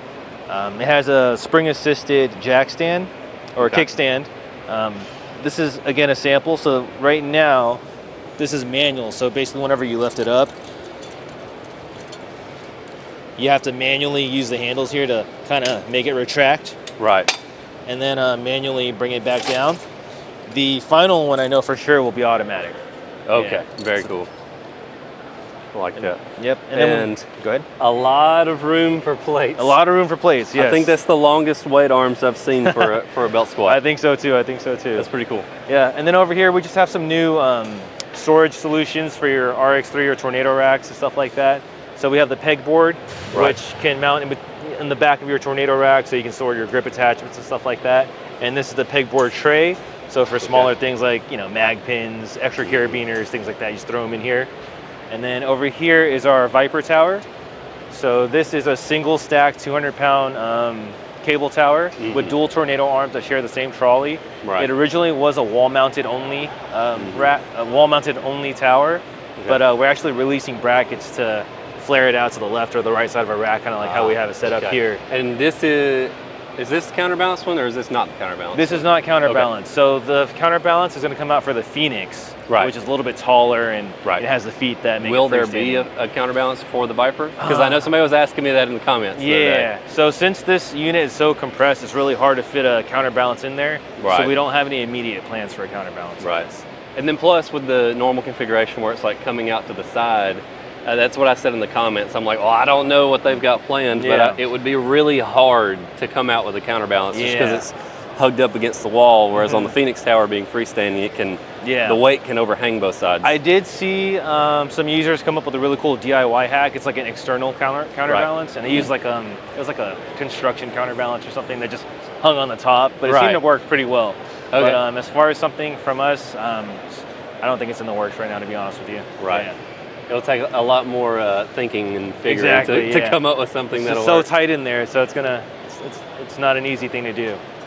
Okay, got it. Well, I appreciate you showing me around. All right, cool. Thank you. All right, we are at the SPEEDIANCE booth, and we're going to be taking a look at a couple of their new machines. So first, walk us through this guy right here. Yeah, so this is Gym Monster Ultra. We haven't released it until August, the late August. So by our look of this, first of all, we added up what our old users always wanted, the kinesthetics one. So we can do pull-ups here. And by looking at this one, we have a lat pull down now, because for the old one, like your review, it's awkward for you to do a lat pull down. But right now we added this angle here to make you finish that. What gives you a more real experience is we actually have a leg press. So I wouldn't say it's only for leg press, because you see all the levels here. If you put it on a lower level, you could actually doing a Nordic curl, you could do a hip thrust, and you could do a Bulgarian split squat. So basically, we will call it like 4-in-1. And also, for the organizers here, it's very different. So now everything is well in here. You don't have to rack it on the organizer, and you can feel the difference for this one. So, so you see this one is different, but it's still the smart ring. So right now, what we call is we want to make it more efficient for our users. So using one hand, you just lock it in. So that's how way more efficient. And also you can try it here. I would call it very soothing to change the levels. So you don't have to like use two hands to plug one thing out. You can try it if you like. Yeah. So that's how we change the levels. And also this one is really convenient. And another huge difference is the one on the ground. For the old ones, it's fixed at one place, mostly in the middle. But for this one, you can make it either to move around with your movement. Like it's sliding through. So if you are doing lunges, it follows you. So it's just like a free weight. But if you want to get it fixed, you can just lock it here as well. So it's locked. And you have 4 levels, because the older one has only 1. But right now you have 4 levels to change the whole ground setting. So this is the main difference for the hardware. But for the software, we added not only the LED light. I mean, it looks... you gotta make it look cool. Really? Because some people may say it's a little bit too exaggerated, but yeah, for vibing. For vibing. The hugest difference is we added a mic. Which allows you to talk to your gym master. So in that case, if like you are doing you don't need a Bluetooth ring no more. You just talk to, hey, Ivis, to help me turn on the weight, help me turn the weight to blah blah pounds. Then it's gonna be there. So for the current version, it only supports you to turn on, off, and also open which program. But for the Q4 or maybe early next year, we're gonna do like, hi Avis, check my data from yesterday and help me customize a workout like that. So that's the software side. Because of the mic, we added so much more extra functions into it. Yeah, so that's basically about the Gym Monster Ultra. But by the outlook and everything, I'm not quite sure about your feedbacks. Yeah, well, one of the things that I noticed immediately is with the Gym Monster 2, you have to unhook the cable and then slot it down on the bottom. Yes, and so now you have dedicated low pulley, dedicated adjustable pulley, and then a dedicated high pulley as well. Yeah. And so, which there was no high pulley before, so that's just completely new. But then the fact that it has the 3 different sections, there's no more taking off and moving cables or anything like that. More for like convenience, even more convenient. Right, right. Yeah. And then you've got the neutral grip option and then the pronated grip option there. And so then you can, I guess, hook the cables up for added resistance or hook up the high cable for assistance. Yes. And also still the platform can be held. And also, unlike the Gym Monster 2, just use your feet because so many users or creators, they just forgot to like unlock them sometimes. And with this one, it's like still an easy push and the rollers. And it's just like for this one, just you no longer have to hold it. It's just gonna be there and also more safe for the kid. Okay. And when did you say this one was going to be released? August 31st. Okay. Yeah. And then do you know what the price point is on this one yet? Currently, no. Okay. Yeah. But I would say, yeah, definitely expensive than the O series. Yeah. That's all I got. That's all I got. It's a very different level of machine. Yes, it's thank very you different. for saying that because, yeah, I think so. Oh, it's very, very different. Yeah. Having used the last one a lot, this is a definite upgrade. That for sure. definitely means a lot for us. Okay. Yeah, and then we'll take a look at the Nano over here. You can have the ring, which you are familiar with, I believe. Right. Okay. Yeah. So you can use on the Nano as well. Right. Do you have a like Vultra or? Do what? A Vultra? I do not have a Vultra. Okay, I see. So let me walk you through. Like this is how you unlock it. So it's more of a physical connector. You take it out, and this one is really good. Let me change this for you. Let me put this here. So it's like there's a pinner. You unscrew it here. Then the pinner will help you to move it easily and maybe tighten it. Lock it back down. Okay. And maybe you can like do it here, like making sure it's 45. Okay. Then it's gonna be locked. I think it's. Okay. That should be good. Then you use your ring, try it. Okay. I think it's in standard mode. Yeah, it's in standard mode. You can try it. Okay, I got you. So we'll just. If you're using it really, I'll have to like use myself as a plate. Okay. I'll put it on a lighter weight. But still, I'll Then be we'll here. turn on the weight. Just in case, like the rack.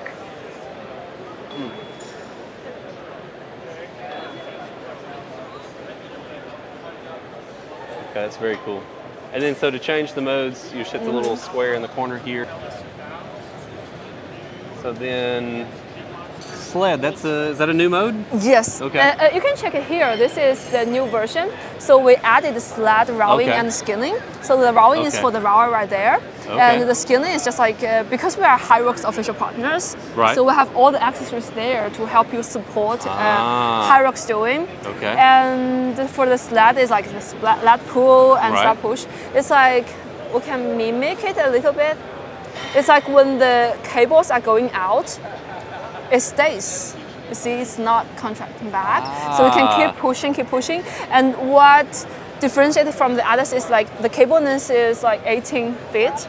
So it's actually the longest one for the current market. So it allows you to do that. Okay. Yeah. So once it's... And also for HYROX training, it's really hard for you to track your progress because you only know which time and what weight I can do, but you cannot do like the performance, the output, but everything is going to be here with Nano. So that's the main difference for HYROX training. Okay. Very cool, very cool. And so because I'm pretty sure I feel like you guys have the most modes out of anybody. So standard, chain, eccentric, fixed speed, sled, rowing, and skiing. Yes.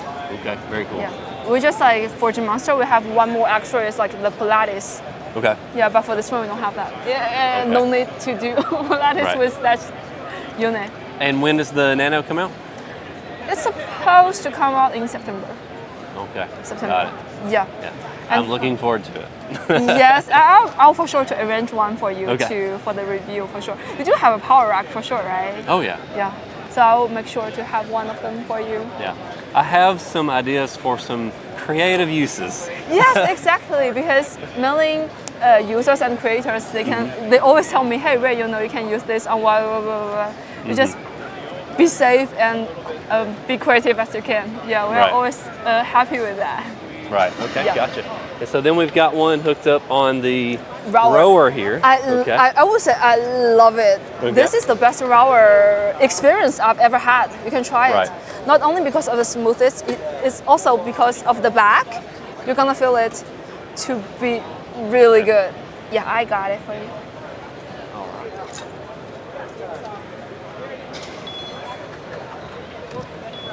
So unlike the C2 or the others, I would say it's more soothing, soothing again. It feels great. Yeah. And I also say like for the elders, it's also more safe. It's also more safe because of the smoothity. Because when you are doing with a C2, there's always some lagging, so it hurts the bones because of the lagging. But for this one, you know what you can do with the weight. So like you turn to the right weight and everything keeps right there. Okay. And so is this just the same thing? You just pull Yes, it, exactly. twist it, pull it off? Yes. It's Okay. an attachment we made just for Nano of the whole rower unit. Okay. Yeah, we made it. Very cool. Very cool. All right. Yeah. Lots of goodies here. Lots of Yeah. things that Yeah. I hope to test out thoroughly very Yeah, soon. for sure. I think in August we're gonna have that for creators ready, and I will be contacting you by emails for that. Okay. Yeah. All right. Well, thank you for showing me around. No problem. No problem. Very excited about what you guys have got going on here. Yeah. We are at the Dialed Motion booth. Let's see what we've got going on here. Yeah, so the big new release for us is this multi-fly product. Right. Have you seen it at all? I saw one teaser video that you did on Instagram. I saw it. Okay. Yeah, so we released it a week ago.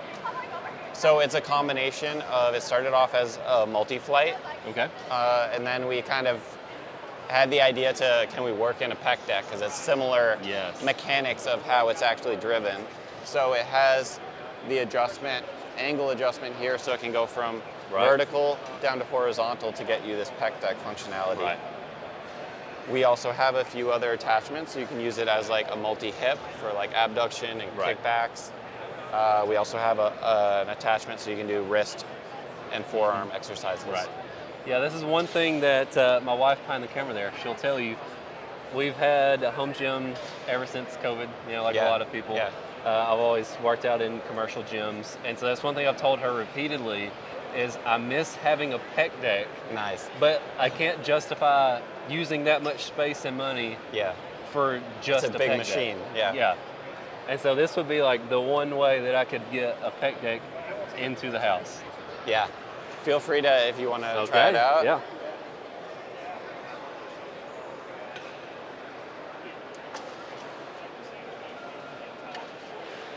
Okay, here we go. Oh, it's not. It's not actually hooked up. There's no weight on there. I was like, man, wait I'm a really second. strong all of a sudden. I was like, how come this is not moving? Okay, sorry about that.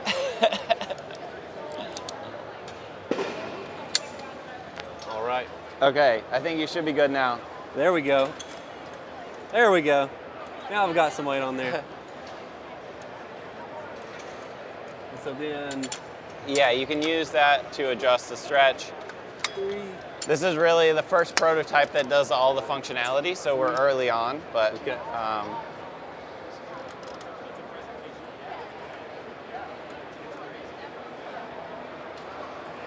And are you going to number the holes or anything so you can locate it easier? Yeah, I think that's probably in the cards. Because that's one thing that I will say immediately. I was like, okay, let me count to make sure I make the same and also adjustment like on both make sides. it on both. Yeah, even. Yeah.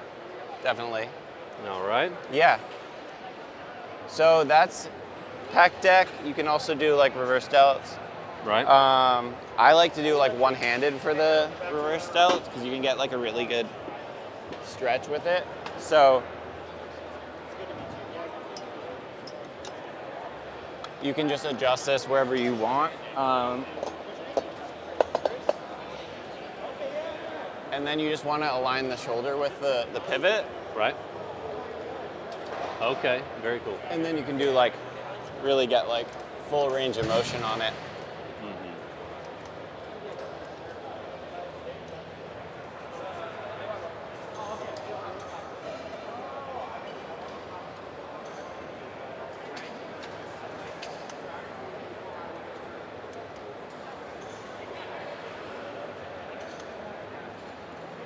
I love it.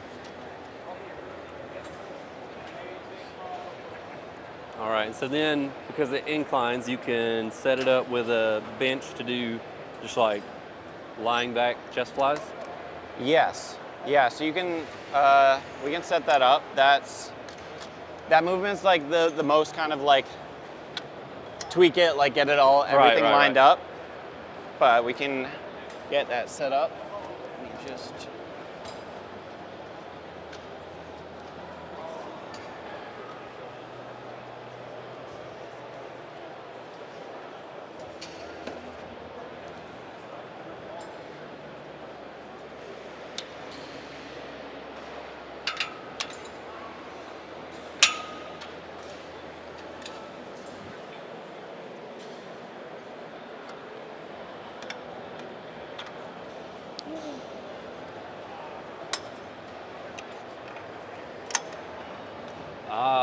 These are magnetic, so they stay out of the way because it's a lot of adjustments when you're setting stuff up like this. So.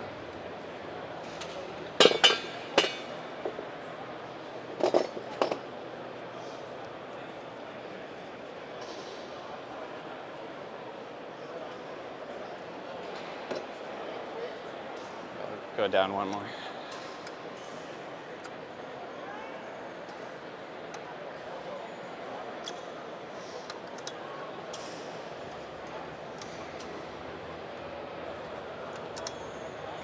See how that feels.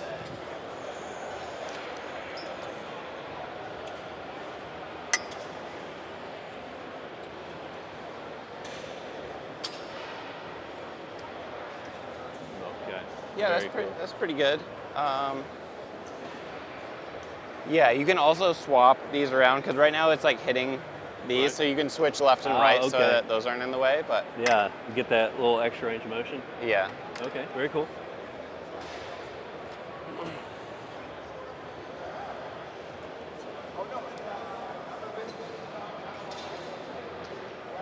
And then how much does this unit weigh?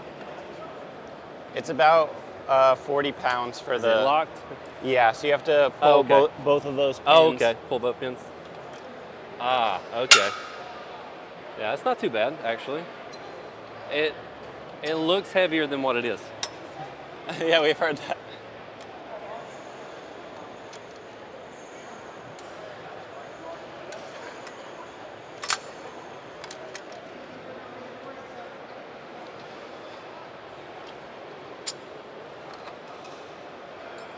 Okay. So now you've got it nice and stored away. Yeah, so this whole thing comes off and can store back there, just on any wall mount. So it could be on a wall, it could be on your rack. And then will this be available for 1-inch hardware as well? Yes. Okay. And so is this also how you would have it if you're doing your flies and just drop it down, or would you drop the whole thing down? So I would bring it down so that the pivot points for the main cams are like aligned with the shoulders or just below. So you can like lean over a little bit if you want to adjust. So to switch, these are quick release. Right. So these come off. Ah, okay.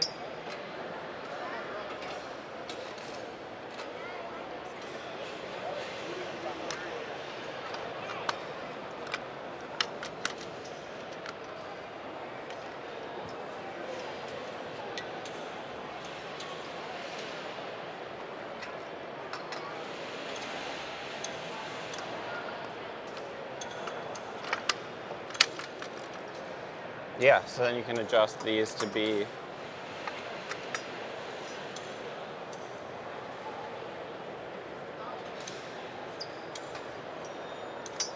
yeah. So you can adjust them to be overlapped more if you want to like take out slop or whatever.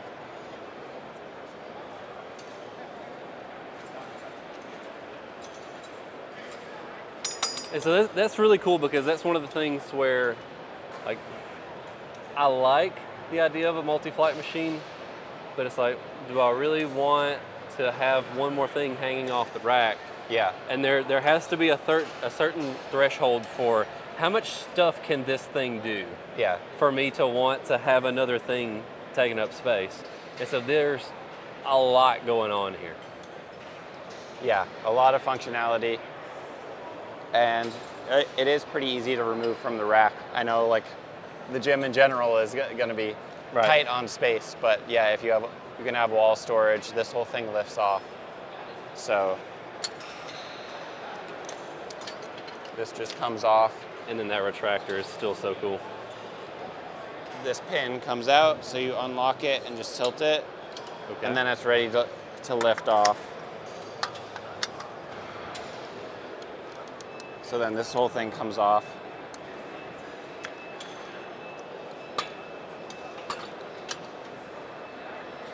That is cool. Okay.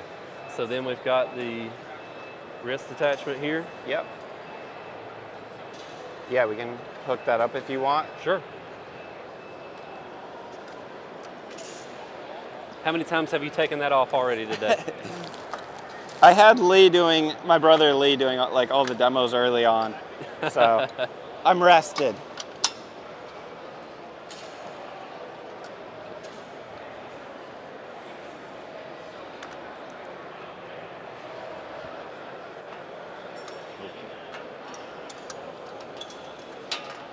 All right.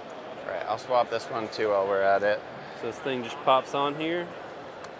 You pull this, and then there, it's locked in, just like that. Oh, very easy.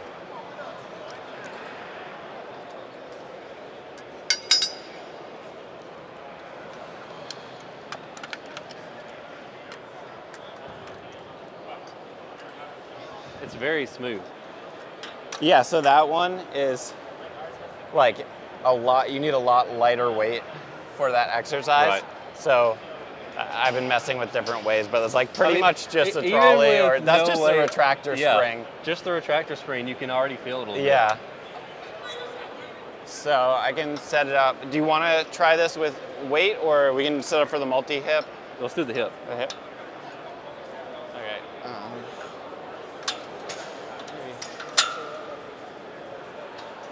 That's hip height. All right, so this hooks up.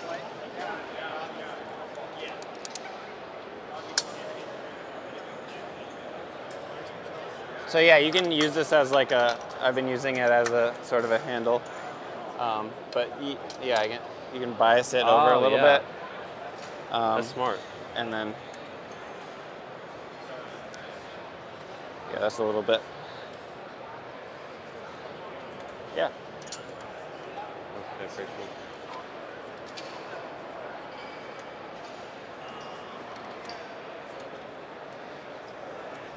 Do you have plans for other attachments that are going to go on here as well? I think there's a lot of potential that we could do like a seated hip abduction, adduction. Mm-hmm.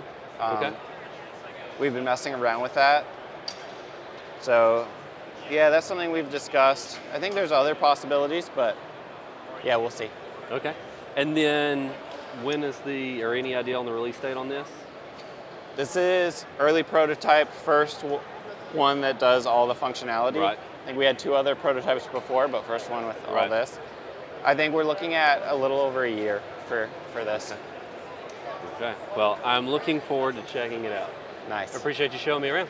Thanks for stopping by. What we got here, this is our RITFIT Aura. We call it the Aura. Okay. All right, so this is not your traditional 3x3 11 gauge or 2x2 14 gauge or 12 gauge or anything else like that, right? So we do have this oval tube. This actually kind of reminds me of some of the older heavy-duty commercial gym equipment that was made out of this type of tubing, all right? Right. So this is very sturdy, and you know, the colors that we picked out for this, we've had a lot of people turn their heads today walking by and saying, hey, yeah, I would say so. Yeah, what is this? I like this, right? You know, some people are saying it's the color blush. Some people saying it's pink. So we got the color over there on the little sign, but nonetheless, people are loving the color and loving the rack. So it is a all-in-one rack, functional trainer.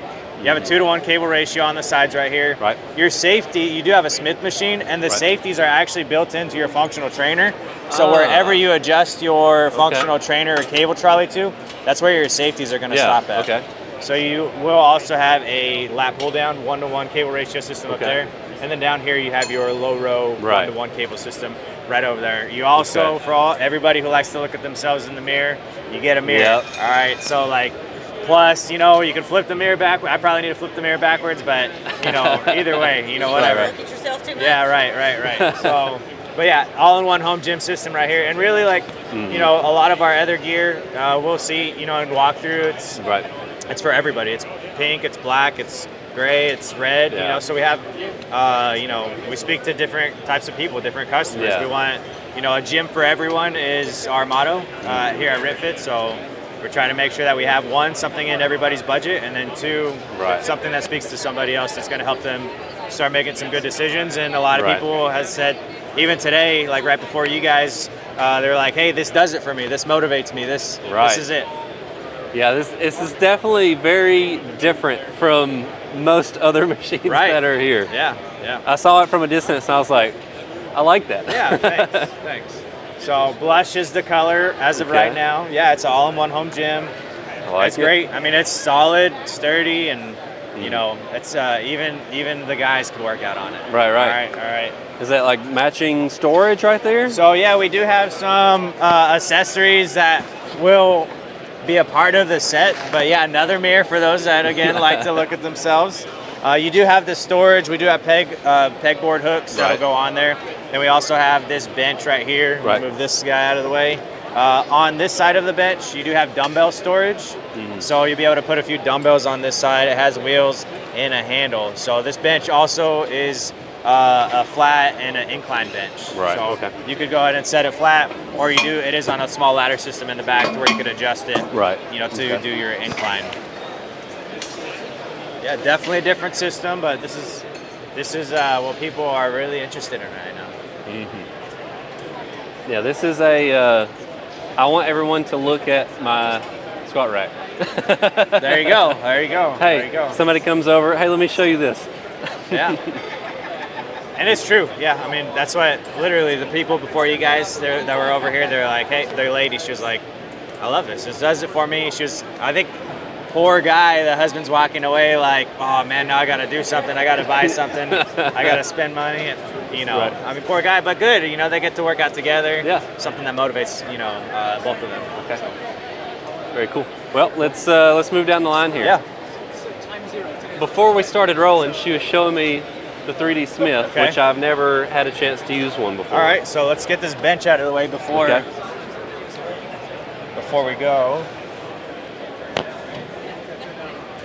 So it does, a 3D Smith definitely takes some like getting used to, okay? Right. When you lift up the Smith bar, don't throw yourself back like you're gonna, like the bar's gonna support you. It's gonna move with you, right?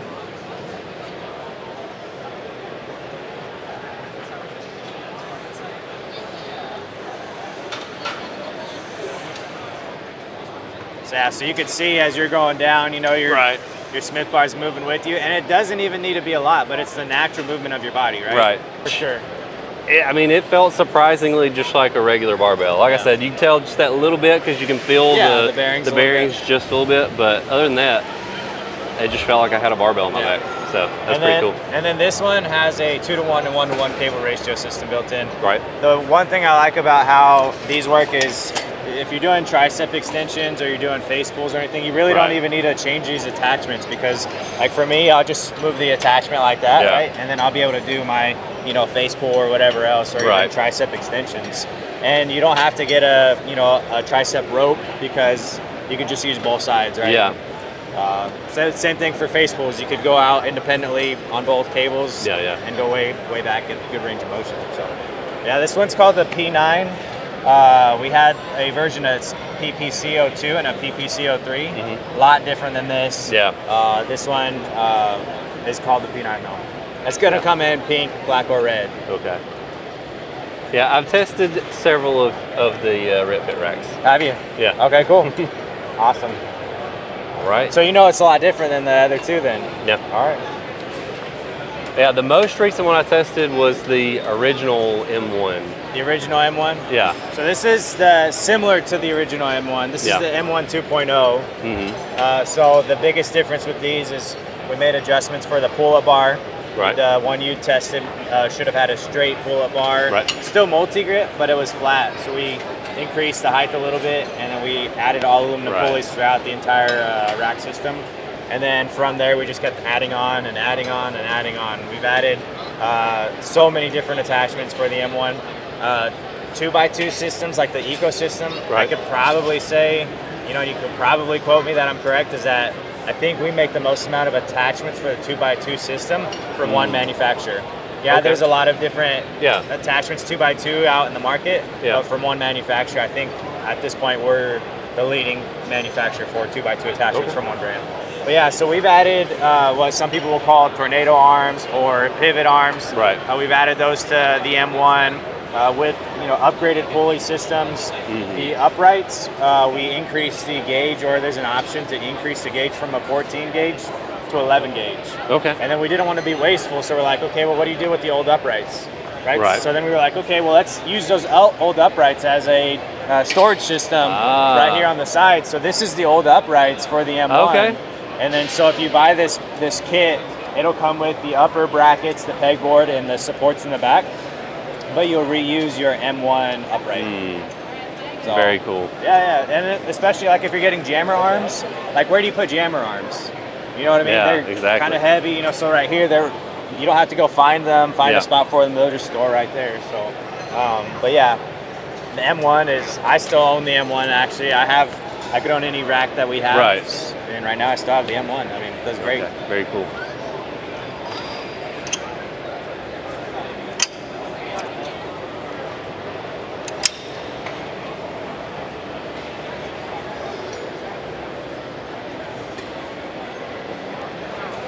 I like this handle. Yeah, we're gonna have that.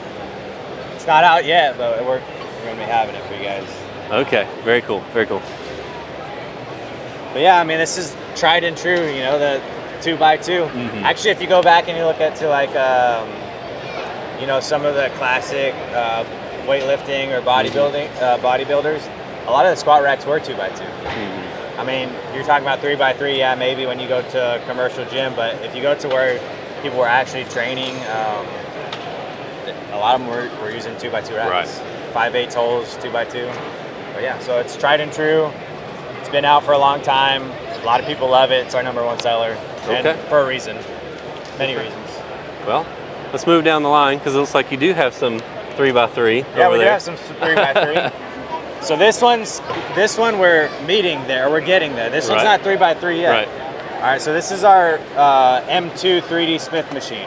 So last year at HomeGymCon, we unveiled the 3D Smith machine. Right. So we brought this to the home gym community. We're at an affordable price versus spending $5, $6, $7K on a 3D Smith machine.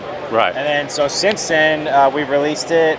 We continued again to build on that ecosystem. Right. So we're starting to build around a 2.36 uprights, dip bars. We got this platform right here for your pivot arms to be able to do your dips, right? Or well, you could do weighted dips, or you could do your belt squats. So that's another addition that we recently done. We always listen to people's feedback, and they're like, "Hey, on the 3D Smith machine, I feel like it just needs a little bit more range of motion." So we added 3 more inches to the range of motion on this model. We could only go so large because the rest of the system, without doing a complete redesign, then we would have to change a lot of stuff. But people were like, it just needs a little bit more.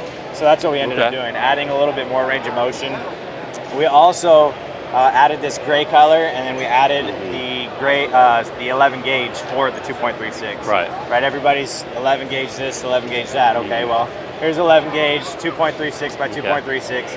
And then we also increased the cable positions from 16 to 30. Okay. So on the side of the upright right here, you can adjust your cable trolley.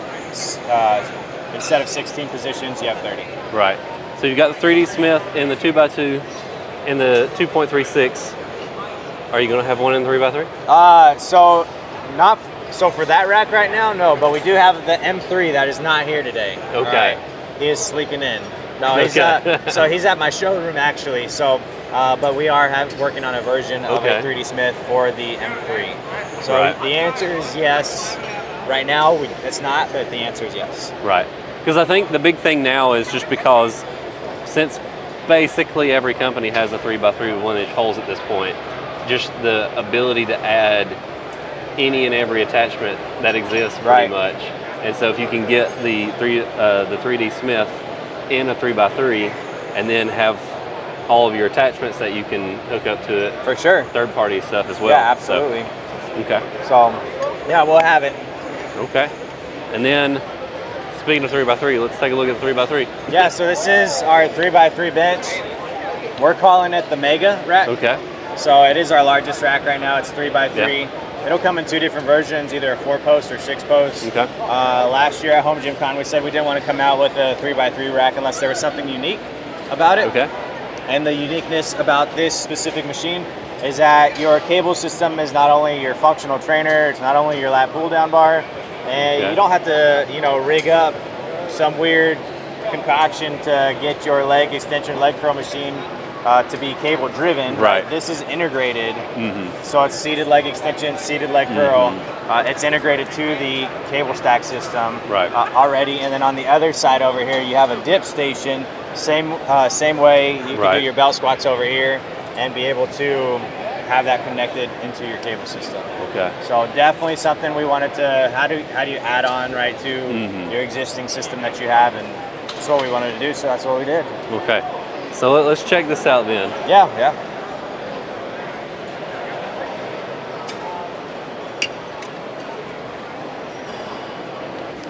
I see somebody already swapped the pin over to this on side. On that side, yeah.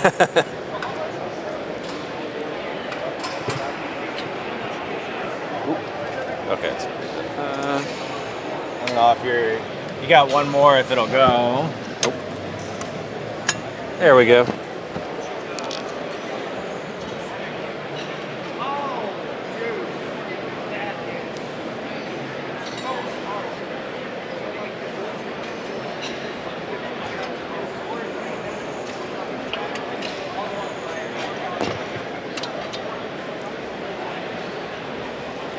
But yeah, I definitely know what you're saying about rigging up some sort of way to, all right, I have my leg extension, leg curl, how can I make it selectorized?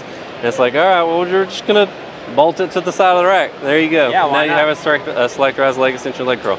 So this is our prototype. We still do have, some adjustments and things like that to do. So actually quite a few pieces of that we have out here today are our prototypes. So we're looking for feedback. That's one thing about our brand. We're always looking for feedback to say, hey, what could make it better? What would you guys like to see? And but yeah, so people have asked us, again, 3x3 11 gauge, that's why we made it. People have asked us, hey, like, how do I get my, cable system, for my leg extension, and everybody's, in the market making, prone leg curls, whereas, being able to do them seated like this. So we did seated and connected to your cable system. But yeah, this is the Mega Rack. One thing that I think you should do. Loosen that bolt? Well, that too. If you could make this a full moon, and then that way you could flip it to where it's pointed up. Oh yeah. It'd give you extra range of motion when you're doing the leg curls. Makes sense. And loosen that bolt. And loosen that bolt. Awesome. Yeah, I appreciate that, man. All right, and then this is the Gazelle? Yeah, so this is the Gazelle Pro. This has been out for a little while. Okay. There's been no major adjustments to this. Okay. This one is our most biggest footprint leg press that we have. We have the Gazelle Pro, we have the Gazelle, and we have the VLP01, which is our basic leg press. But this one has a 2,000 pound weight capacity. This one's just basically people. It's a super affordable leg press for people to get in. That's heavy duty into their home gyms. But yeah, it'll do hack squat and leg press. And the thing about our stuff is we try to make it simple, strong, and effective. So there's like a couple pop pins. All you got to do is just pull this pin right here on the side, flip that down. You put your pad over there, and then put your pin in the top. And then you're gonna be set up for hack squats. Right. And then just to go into leg press, it's just the opposite. So we'll just pull out that pin and then take that back pad off. And then you have the pin back here. And then just go right into leg press again. We do have 3 different adjustments for the foot press plate.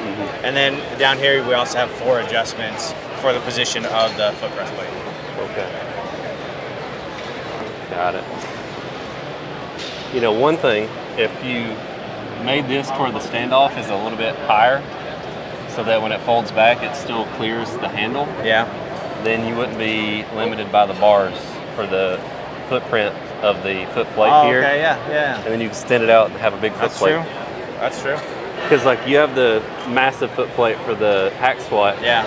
And then this is, it's been a while since I reviewed the original combo unit. I think this is still a pretty good bit bigger than that one. Yeah, it is. But if it just had the little bit more of a standoff, because it still has to be able to fold back, and then you could bring it out even wider. We could even make these lower profile too. Yeah, that's too. Actually, that would help also. Like it, love it. Okay. Good feedback. This is our Mustang Ultra. Okay. So it's our seated leg curl, leg extension, right? Weight stack. It's a 1-to-2 cable ratio. But yeah, we came out with the PLC01. Everybody loved it. We came out with the Mustang recently. We're out of stock like 2 times. We came back. The stock is sold out. This one is a prototype. But yeah, so this is lying leg curls and seated leg extensions. Okay, got it. Super easy to adjust. You can adjust it right here. And then there's a pop pin to be able to slide that over there. Okay. And then you could do either your laying leg curls or, again, move it back a little bit and then do your leg extensions. So it'll slide up and slide back a little bit. Okay. And then... Oh yeah, it's pretty unique. So this system right here, it locks in place, but it doesn't, right? So you have a range of motion that it'll go through. And it has 3 different options for that. Okay. And the nice thing about it is I've used leg extensions before where when you're trying to do leg curls, it'll pull your leg hair out because it doesn't move, it doesn't do nothing, right? It doesn't follow you. So this one right here does. That's one of the most unique things about our leg extension for the Ultra. Okay, cool. Hop in here? Yeah.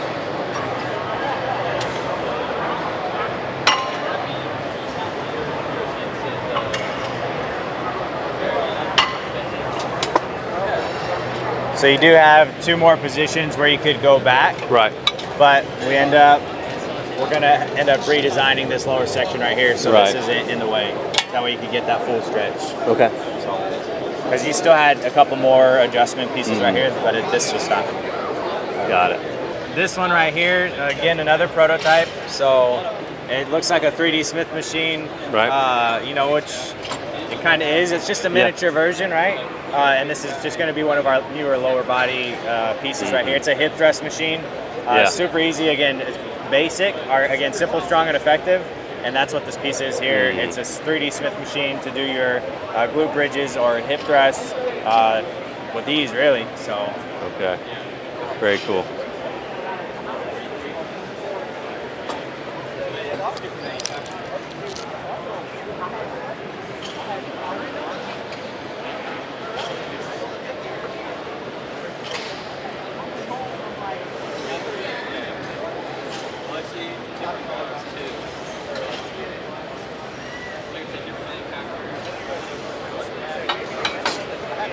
What do you think? I like it. You like it? All right. You guys heard it here first. He likes it. I would be much more likely to actually do hip thrusts if I don't have to get my barbell out and set it up and then set up an attachment hanging off the side of the rack for my, for my back and all that. For sure. So this will come in 2 different versions. If somebody owns like our P9 or our M2, you don't have to get the 3D version. You can get the base where it'll roll in or out. Okay. And then if you don't have a 3D Smith, you can buy this as is, right? So it's just kind of up to you. But nobody, I mean, I don't want to say that. I need to take that back. I was going to say nobody wants more gym equipment than they need, but I think all of us that are here, we probably have more gym equipment than we need. Yeah, if I had the space, I think I would rather have this, and that way it's just, it's there. I don't have to roll anything in or out. I just slap some plates on there. Nothing like a machine setup ready to go. Oh yeah. Okay, now this one. This one's speaking my language here. Okay, all right. So it is a chest-supported, again, another prototype. Okay. But it is a chest-supported back row machine. It's also a seal row. So right here it's set up for chest. And then if you flip that completely over and move that back some, you're going to be able to do your seal rows or your, just the back row. You'll have to figure out the positioning for you because depending on your height, you'll need to see where you need to adjust it. This pop pin will set the seat back or forward, and this one is just going to put you in either chest supported or not. Okay, got it. You probably want to stand, maybe, I don't know. There we go. But it's too high at the top. Right. I think the pad height it keeps making me feel like I need to be lower. So it does need to go. We got to work on our angling a little bit. On this piece here.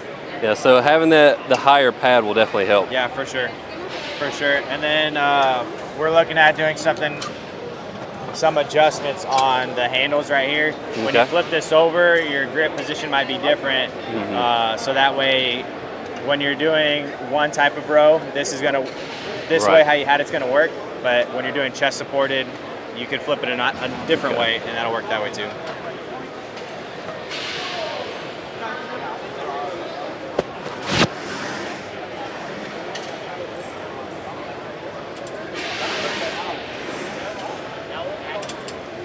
I think for this, you'll want to sit higher. Try that. I don't know if that makes a difference or not. Oh yeah. There's a lot of adjustability to this machine. And that kind of makes it difficult, but not at the same time because you really got to know where you're set up for you. Right. You know what I mean?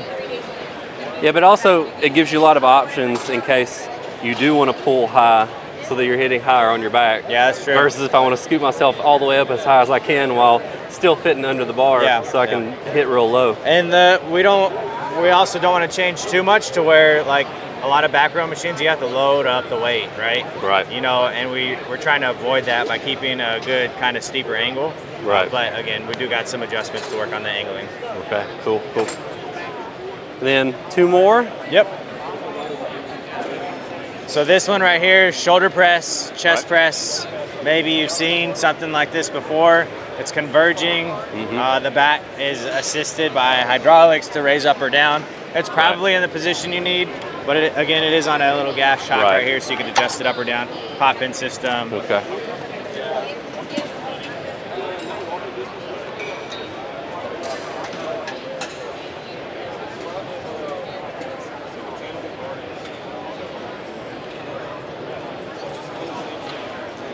Smooth. So then pop pin and it rolls on track? Yeah. Pull your pop pin and then you'll be able to roll your bench out. And then to go down, I think it's gonna pull. You need a higher or lower? Drop it all the way down. All the way down? I'll drop it all the way down.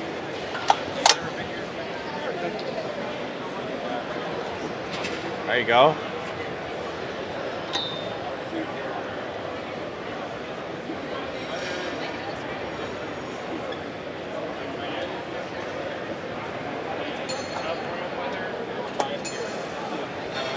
Not too shabby. I like it. Awesome, but yeah. So again, another prototype, something we're looking at doing. All right. Let's finish off strong with this pink guy right here. Yeah, so this one is our RITFIT Panther machine.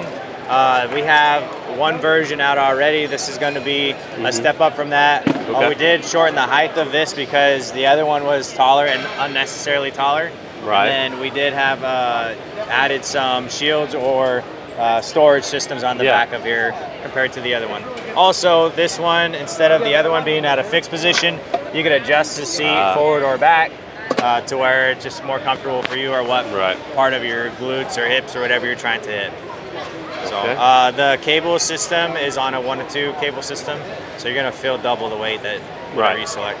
Yeah, abduction, adduction, both. Okay, got it. All right, well, I appreciate you showing me around. Yeah, no problem, man. Yeah, for sure, for sure. All right, we're here at the Temple of Gainz booth. My name is Yoni. It's nice to meet you. Thank you for coming by. We're winding down day one. What do you think so far of the convention? It's a lot. It's a lot. It's a lot to take in. Were you here last year? That's my first year. Yeah, it's you got to do your rounds, get your bearings, and be like, all right, I'm gonna come back here. I'm gonna do that. I'm gonna check this out. So last year we brought, I think we had 600 square feet and 12 machines. I said, I'm never doing this again. So this year we have 1,800 square feet and 19 machines. Awesome choice. Should I take you around and show you some of the cool stuff? So where do you want to start at? We got some people working on stuff. I'll show you everything, and then if you guys want to hit anything, go for it. So this is our Voltra section. We have 5 machines hooked up to Voltras only. Okay. Meaning that's the way they're intended to be used. Right. We have our plate-loaded and selectorized counterparts also here. So every one of these Voltra machines, we also have the plate-loaded machine, so you could get, or the selectorized machine. Okay. The multi-flight uses the Voltra retrofit kit. So if you've already had the multi-flight from us, you could take off the weight stack, put that mount, and use that. Okay. The benefits on a selectorized machine is you could change the resistance curve, change the loading profile, micro load, and all from the touch of a button. So very cool. The leg extension leg curl is hooked up on a climbing pulley. So it's at a 1 to 2. Okay. Lets you load heavier and again use the same resistance curve modulation. Then we got our pendulum squat. The big benefit for the plate loaded machines is how much space you're saving. So on the pendulum squat that we have over there, we have all the weight horns and we have everything all connected, and you see how much space everything takes up. Here we don't have the counterbalance arm, we don't have the weight horns. It's all connected to this mount, and it's on a bearing, so it'll align with the direction of the pendulum arc, which is super neat. Right. So that's the beginning of our Voltra section. Here we have our Omni Press. One of the things about having this at the trade show is we got to keep monitoring this stuff and change all the settings. Somebody locks it up? Yeah, that's okay. We'll figure this out later. So I think Voltra is not going in a commercial gym, right? In a home gym environment, you know what you're doing with the machine. We have this open to so many people. We have people coming in and pressing stuff, we just have to check everything is working. The cable length is wrong. Doesn't matter. So what's cool about this on the Omni Press is that you can put this machine essentially against the wall. It saves you so much space versus having the weight horns. Then you need to consider, I actually have to get around, get that. Here you could have this against anything, pop on the Voltras, use the machine, get up and go. And save you the time from loading plates. Of course, most people are just gonna have plates, and that's perfectly fine. So you have the machine plate loaded. We have our quad send. A lot of content on the quad send, so you can just look up YouTube quad send, you'll see it. But we have our Voltra quad send and we have our big quad send. And again, we brought 2 so you can see the size difference. This machine lets you load up to the equivalent of 650 pounds, not tested theoretically, probably close or less based on friction, all these other factors. But you see what a compact form factor you have for the machine. That's Eric Janicki, IFBB Pro, big bodybuilder. He's got an awesome line of products, Torque, which work nicely with our machines, so we collaborated with him on the booth. Then we've got our pendulum with plates and our back machines, Explode row with the chest pad, Explode pull down with the chest pad, linear row, T-bar row, and then on this side we have our selectorized machines. We're calling the Thunder Thighs, which is an abductor adductor, now with a adjustable angle back pad. The wrist curl machine, previously wrist curl V3, now we're calling it the Popeye. And our leg extension, leg curl, basically the V4. We're calling the quadrilogy. So differences from V3, frame has been reinforced everywhere. Cam is larger, so heavier felt weight on the leg extension. And we got a seat belt, knurled handles, and just improved in every way that we could. And our multi-flight, which is another machine that you look online, you'll probably find a lot of videos for. So. And then one of the things that I noticed. Oh, sorry. Our last machine, the bubble butt. This is our 3D hip thrust machine. What's really cool, it has a locking mechanism to prevent this from traveling when you're getting in and out of the machine. So you just flip these levers, you can start using it. And we've got it with, we call the half moon pad. Super comfortable and nice for your spine. Get back support and it has the arch of the pad. You could also use the shoulder pad assembly with the flat pad, but everyone that's tried it so far prefers the feel of that pad. And that's the booth. And then one of the things I noticed that a lot of the plate loaded machines, or at least the ones that I could notice, there's still Vultra mounts on there. Yes. So over there we have a plate loaded machine that if you wanted to use with the Vultra. So another thing to note is if you want to use this machine with the Vultra but also use it with plates, you could put the mounts and then you could use an attachment like the weight horn to carabiner. And you'd still be able to use it and you'd still be able to load plates. So somewhat of a hybrid mode. Those machines we don't have Vultras for, but just to show you, if you wanted to mount the Vultra here, you could do the same thing, or you could swap it with the actual bracket and not have to, you would never be able to use plates, but you minimize the footprint. So that's kind of the trade-off. It's space versus functionality, right? Which for a lot of machines, maybe leg press is one of those where it's like, well, you know, maybe I want to have a little bit more weight on there to be able to load some plates on there. So with that, I assume, am I correct that with the plate loaded version, you could also put the Vultra on there as well? Yeah, absolutely. So we did that mostly to show if you wanted to go Vultra only. I think every one of the plate loaded machines, you could, that one, even with the compact Vultra mode, the pendulum, you could still put a plate or two on there. Just because the way it's designed, it's within the footprint. So we really think about what's the footprint of the machine. If we're making it a smaller footprint, then we'll remove the weight horns. And if we're making it so that it's Vultra only, then we think about it that way. But the idea is to have those options. So a lot of this is prototype stuff we're bringing. We're trying to make it as retrofittable as possible. So if you have a quad send and you didn't buy the Vultra kit, you could buy the Vultra kit. If you have the linear row and you didn't buy the Vultra kit, you could buy it. But it's something we're obviously focusing, and it's really cool to bring to a trade show. But the plan is everything that we develop, you could buy without a Vultra. It's not as if we're going to become the company that if you don't have a Vultra, you can't. It's the cool thing to highlight, right? But I don't think there are any plans to make something Vultra only. We have our machines, they're plate loaded, they're selectorized, and if you have a Vultra, cool. Go ahead and use it with it, or use it with plates and the stuff. And which one of the beautiful things about the Vultra too is, for any of these machines where there's the Vultra option, if it's a machine where the Vultra has enough resistance without needing to go beyond that, you just don't even need to do it. It also just saves you a lot of time. Instead of loading up a bunch of plates, you just boom, especially boom, on a leg press.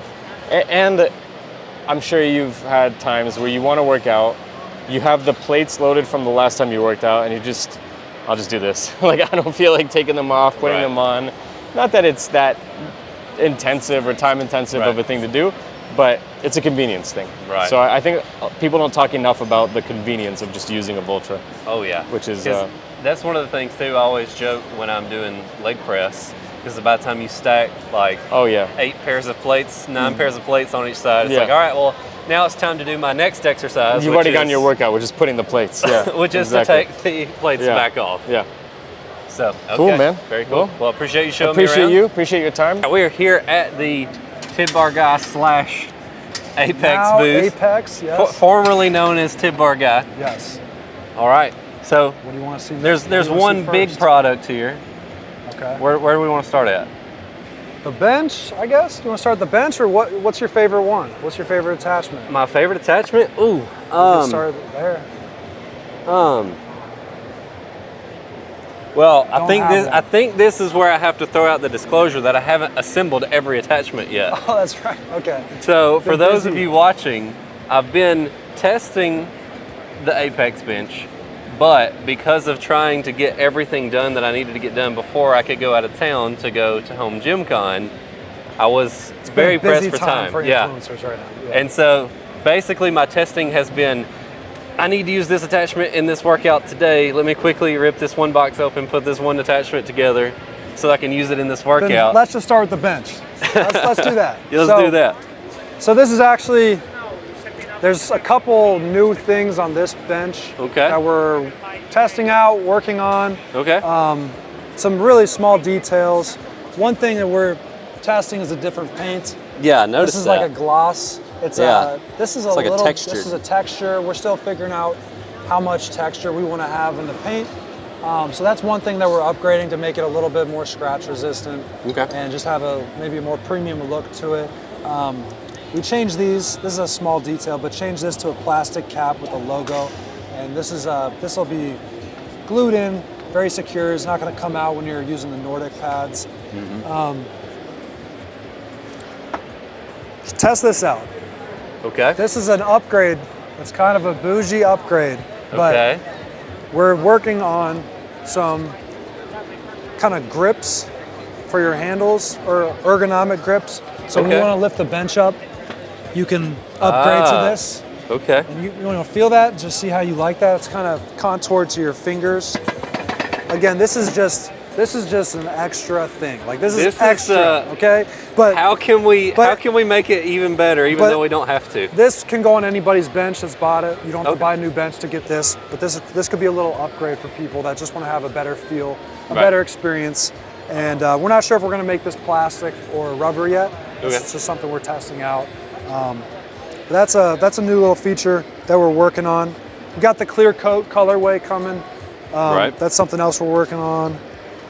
But yeah, we wanted to make a bench that was really solid, sturdy, had a lot of adjustment points, had decline, 5 attachment ports, one here, one here, one here. We got attachment port here, and then did you know about the one down here? No. Feel down here, your bench has this. Do you see there's some really beefy bolt holes there? Yeah. So we'll be able to put a plate, bolt it in, and then you're gonna be able to insert things from the side. Some things. Some things. Some things. We're working on some things. Okay. So secrets that are incoming. Yes. Good to know. Incoming secrets, yes. Okay. But yeah, that's the bench. Okay. So secret attachments that we can't talk about yet, but there are attachments we about can talk a million about. attachments that we can talk about. I guess we just go down the line here. Yeah. So I mean, you got your ab roller, which is pretty standard. We have good padding for it, large pads. It adjusts here, so you can choose the position based on your limb length.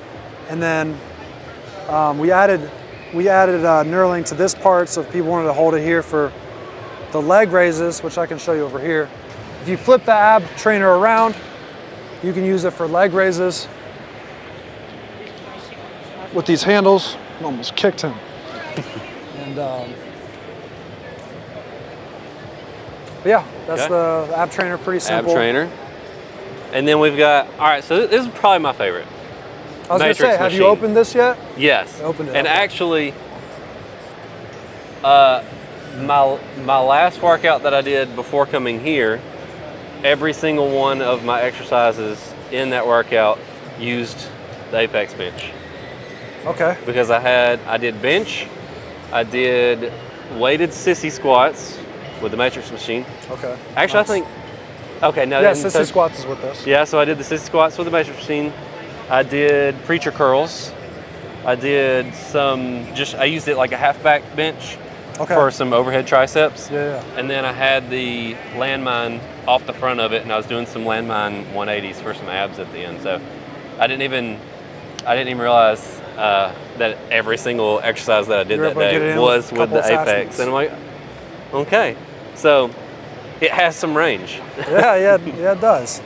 I think everybody, for the most part, if you have a home gym, there's at least like 1 or 2, 3 attachments that you can buy and use regularly and upgrade your gym with. Yeah, but, I think this guy right here is probably my favorite attachment just because it has so many different things that you can use it for. How do you think how do you like it? So like when we made this, when we made the ecosystem, we really wanted the attachments to work well. Like we wanted the exercises to feel good. Right. How do you think that this does for the main ones would be hip thrusts, sissy squats, and preacher curls. Right. So like which ones do you think work the best? Which ones do you think are a little maybe not perfect or? I have liked it for everything that I've used it for. I haven't done hip thrust on it since like getting the full production one in. Okay. So I only did hip thrust on it back when I visited y'all's headquarters back in the fall or whenever it was. So I can't speak to that one for sure, but I don't know that I can even say that there's some that are better than others because I've just liked every exercise that I've used it for. The hip thrust, we actually, from when you used it at our warehouse, we've actually improved it. So these are bearings now. Okay. So it's actually just more stable. It rotates if you're using the rotary. Right. The rotary pad for hip thrusts, it's just more stable now. We've improved the pin on it too. It's makes it just a little bit, makes it better, makes it more tight. But yeah, I think the hip thrust is better from when you tested it. Mm-hmm. Just small upgrades, but makes a big difference. I think having the bearings in there. But yeah, hip thrust with this, the sissy squats. You were doing weighted sissy squats? Yes. With what? With bands or with a dumbbell or weight vest? Okay. It was the first workout that I broke out my weight vest in like a year. Okay. And I was like, yes, I have a reason to use my weight vest. I don't have to throw this away now. Yes. What about preacher curls? Did you test this out? Yes. You've done preacher curls? Yes, I did cable preacher curls. So this was flipped around. So something that maybe people don't know about this. Right. The holes, the positioning when you adjust this. Okay. This direction is a steeper angle. If you take this out and flip it, these are the small details that like it's hard to show everybody everything about the product online. Right. But you flip it this way, and this is 45. So this is like a lesser degree. Right. So if you wanted it to be a little bit steeper for preacher curls, you can flip it and get a steeper angle. But yeah, from when you tested this at the warehouse, we made this about 2 or 3 inches wider. Oh, okay. So I think now it's plenty wide for anybody to do double arm preacher curls on. Okay. Yeah. And then it's right next to one of my other favorites. The striker pad. Yes. I love the striker pad because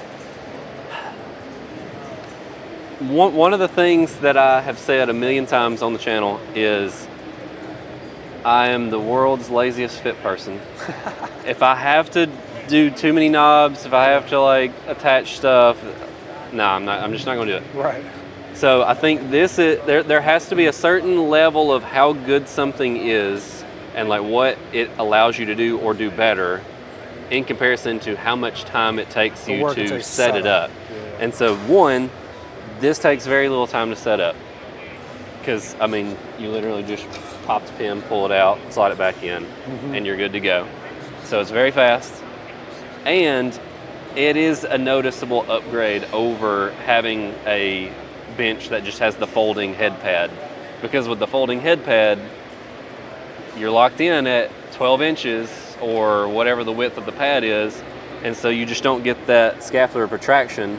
Whereas this is 8 inches. Maybe? Yeah, 8 inches. Yeah, so, and the bench is 12 and a half? 12?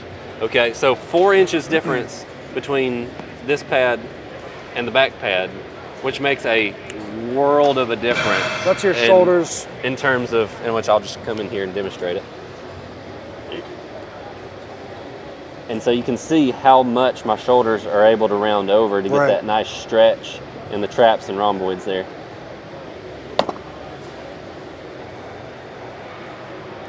Whereas,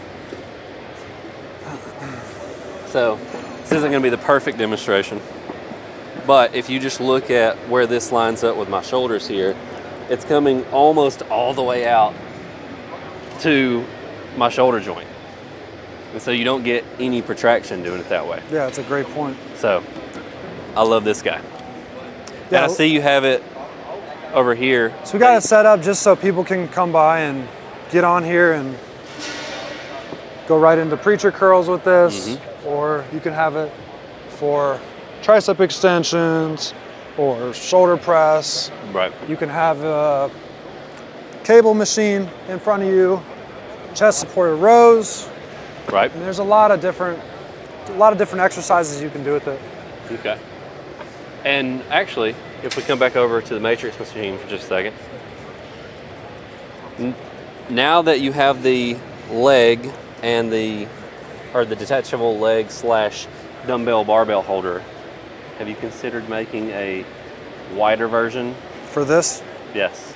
So we actually mocked up one, and it was basically like raise it up like this. Yeah.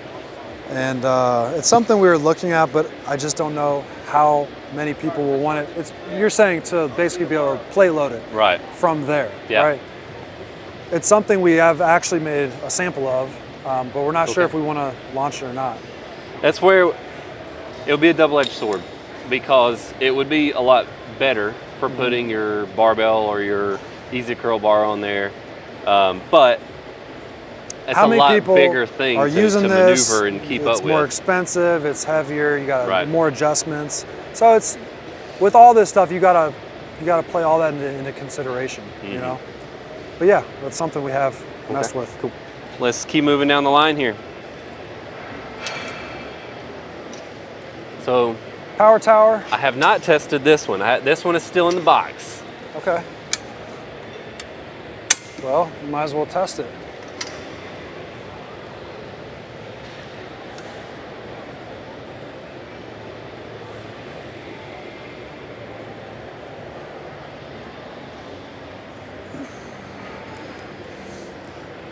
Feels different.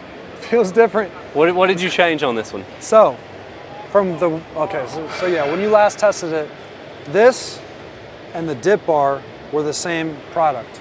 Right. So it was basically a dip bar like this, and then this bar going across it. Right. And so we, based on some of your feedback and some other influencers' feedback, we changed it so it's just a multi-grip.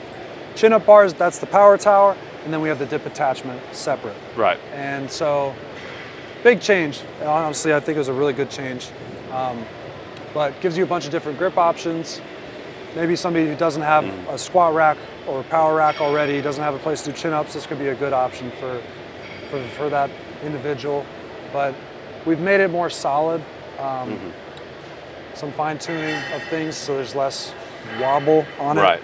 I think it's pretty solid for there's straight less up flex. Yeah, when that's you go the to hang bench from too. it. We've improved the bench. We've Right. improved the hinge, this part, all of it to make it more solid. Because that's one of the things that I had commented on when we were up at y'all's place, is like it had that initial flex when you first got up on it, it pulled down just a little bit. You couldn't feel it when you were actually doing the exercise, but when you first pulled down on it, you could feel there's that little bit of flex. Whereas, which I don't know what it looked like in the camera, but as far as what I felt when I got on there, I couldn't really feel that same flex as before. Yeah, totally. So it definitely feels beefed up. Yeah, we've done a lot to make the bench more solid and also the attachments. Okay. Okay. You gonna max this out on dips? I see an extra toy here. So we're changing, so this is the step, this piece right here plugs into this attachment, and this is the step in case somebody needs it to get up to do dips. Okay. Can be helpful if you're doing weighted dips. Right. But we're gonna add 2 holes to this so that we can sell adapters for digital resistance, such as the Vulture. So you can just hook this up to your belt and hit dips, change your resistance easily with the Vulture. Will this work? Will it line up right to work with the pull-up bar as well? Yes. Okay. Yep. And we're working on an attachment for the Vulture too. that can just go into any of the attachment ports.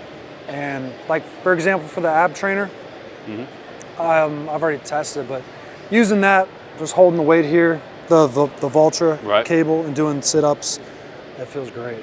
So we're gonna have attachment ports for the Vultra, and pretty excited about that. Okay, cool, cool. The Barrett belt squat. Yes. Have you gotten to open this one? Yeah. Remember? I know. I'm just giving you grief. I'm giving you grief, man. Okay. Yeah. Did you get these yet? He's tricking me here. I did. Okay, cool. He's giving me a hard time. He's too strong. He had to ask for more plate spacers because he had so many plates on the thing. I had to send him extra ones. I had my phone sitting on top of the plates, and I had maxed out the number of plates that I had plate spacers for. I pulled out my phone. I sent him a video mid-set, and I was like, "Hey, can I get some more of these plate spacers so I can put more plates on here easily?" It's too easy for him. Too strong. This feels amazing, but it is a plate eater. Yeah, it is. It is. Not everybody's as strong as you, though. Oh, well, I mean, don't give me What's too your much squat? credit. What's your squat? About 500. 500 pounds? Yeah, about 500. What percentile is that? I don't know. Yeah. What about Nordics? Nordics, I have tried this one. So yeah, the idea with this was just to get I love Nordic curls, so when we made this, I really wanted to have it as similar to a real Nordic bench as I could get it on a weight bench.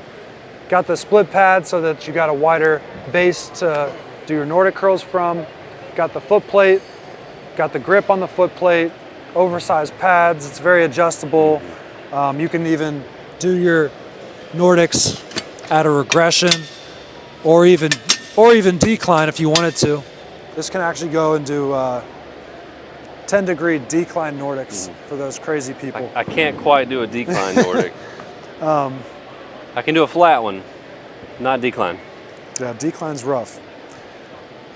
This also works for lat pull downs and low rows. I would say that the best use case for it is Nordics. Low rows work pretty good, and then the lat pull downs can kind of be limited on your body weight, the weight of the bench, and then how much weight you're pulling. It can maybe pull the bench up. Yeah, worst case scenario, the weight of the bench, especially if you hook it to the back, because the back of the bench is going to be heavier. Yeah. So hook it to the back, and then the weight of the bench is going to give you a little bit more assistance as far as holding you down for your lat pulls. And then, hey, just grab a plate, sit it down behind you. Yeah. That's true. And then you're good to go. Yep. Okay.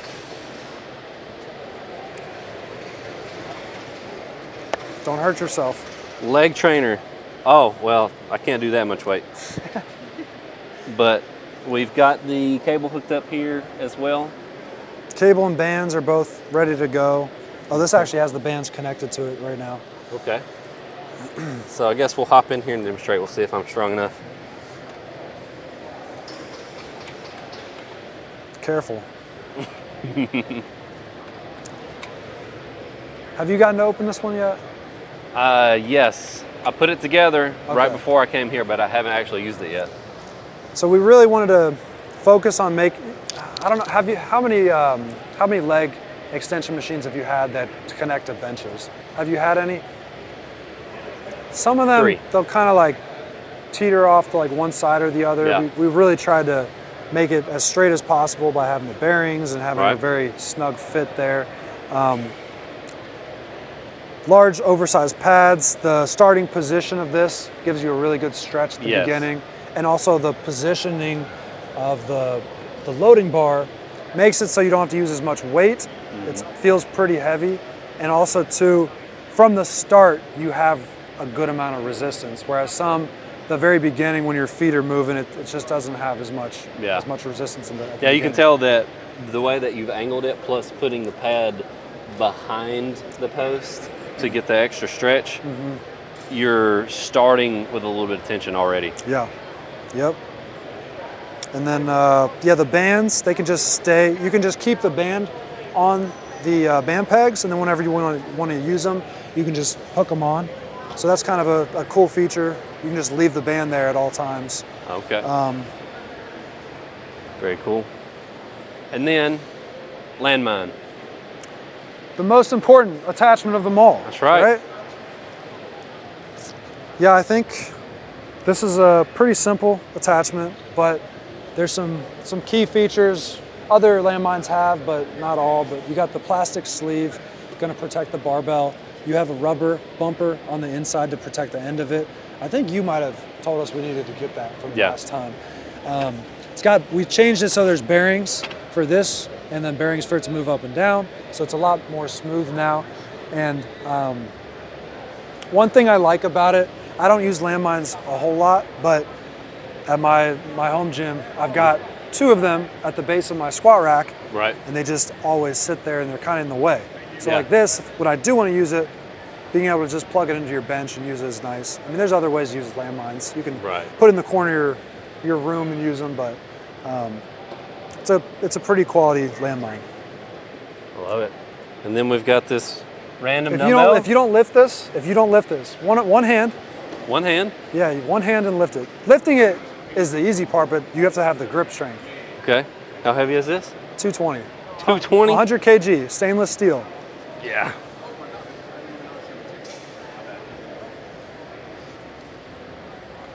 No. It wants to roll out of my hand. Come on, man, you got it. I have these tiny Burger King hands. I'm dating myself. That's an old I can't commercial. squat like you, but I can pick it up. I've been practicing. Yeah. I've been practicing.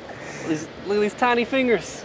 Yeah, you know. I got these big, long, giant arms, but small and then hands. these tiny fingers. It's my curse. I can't even do hook grip because my fingers aren't long enough. Really? Nope.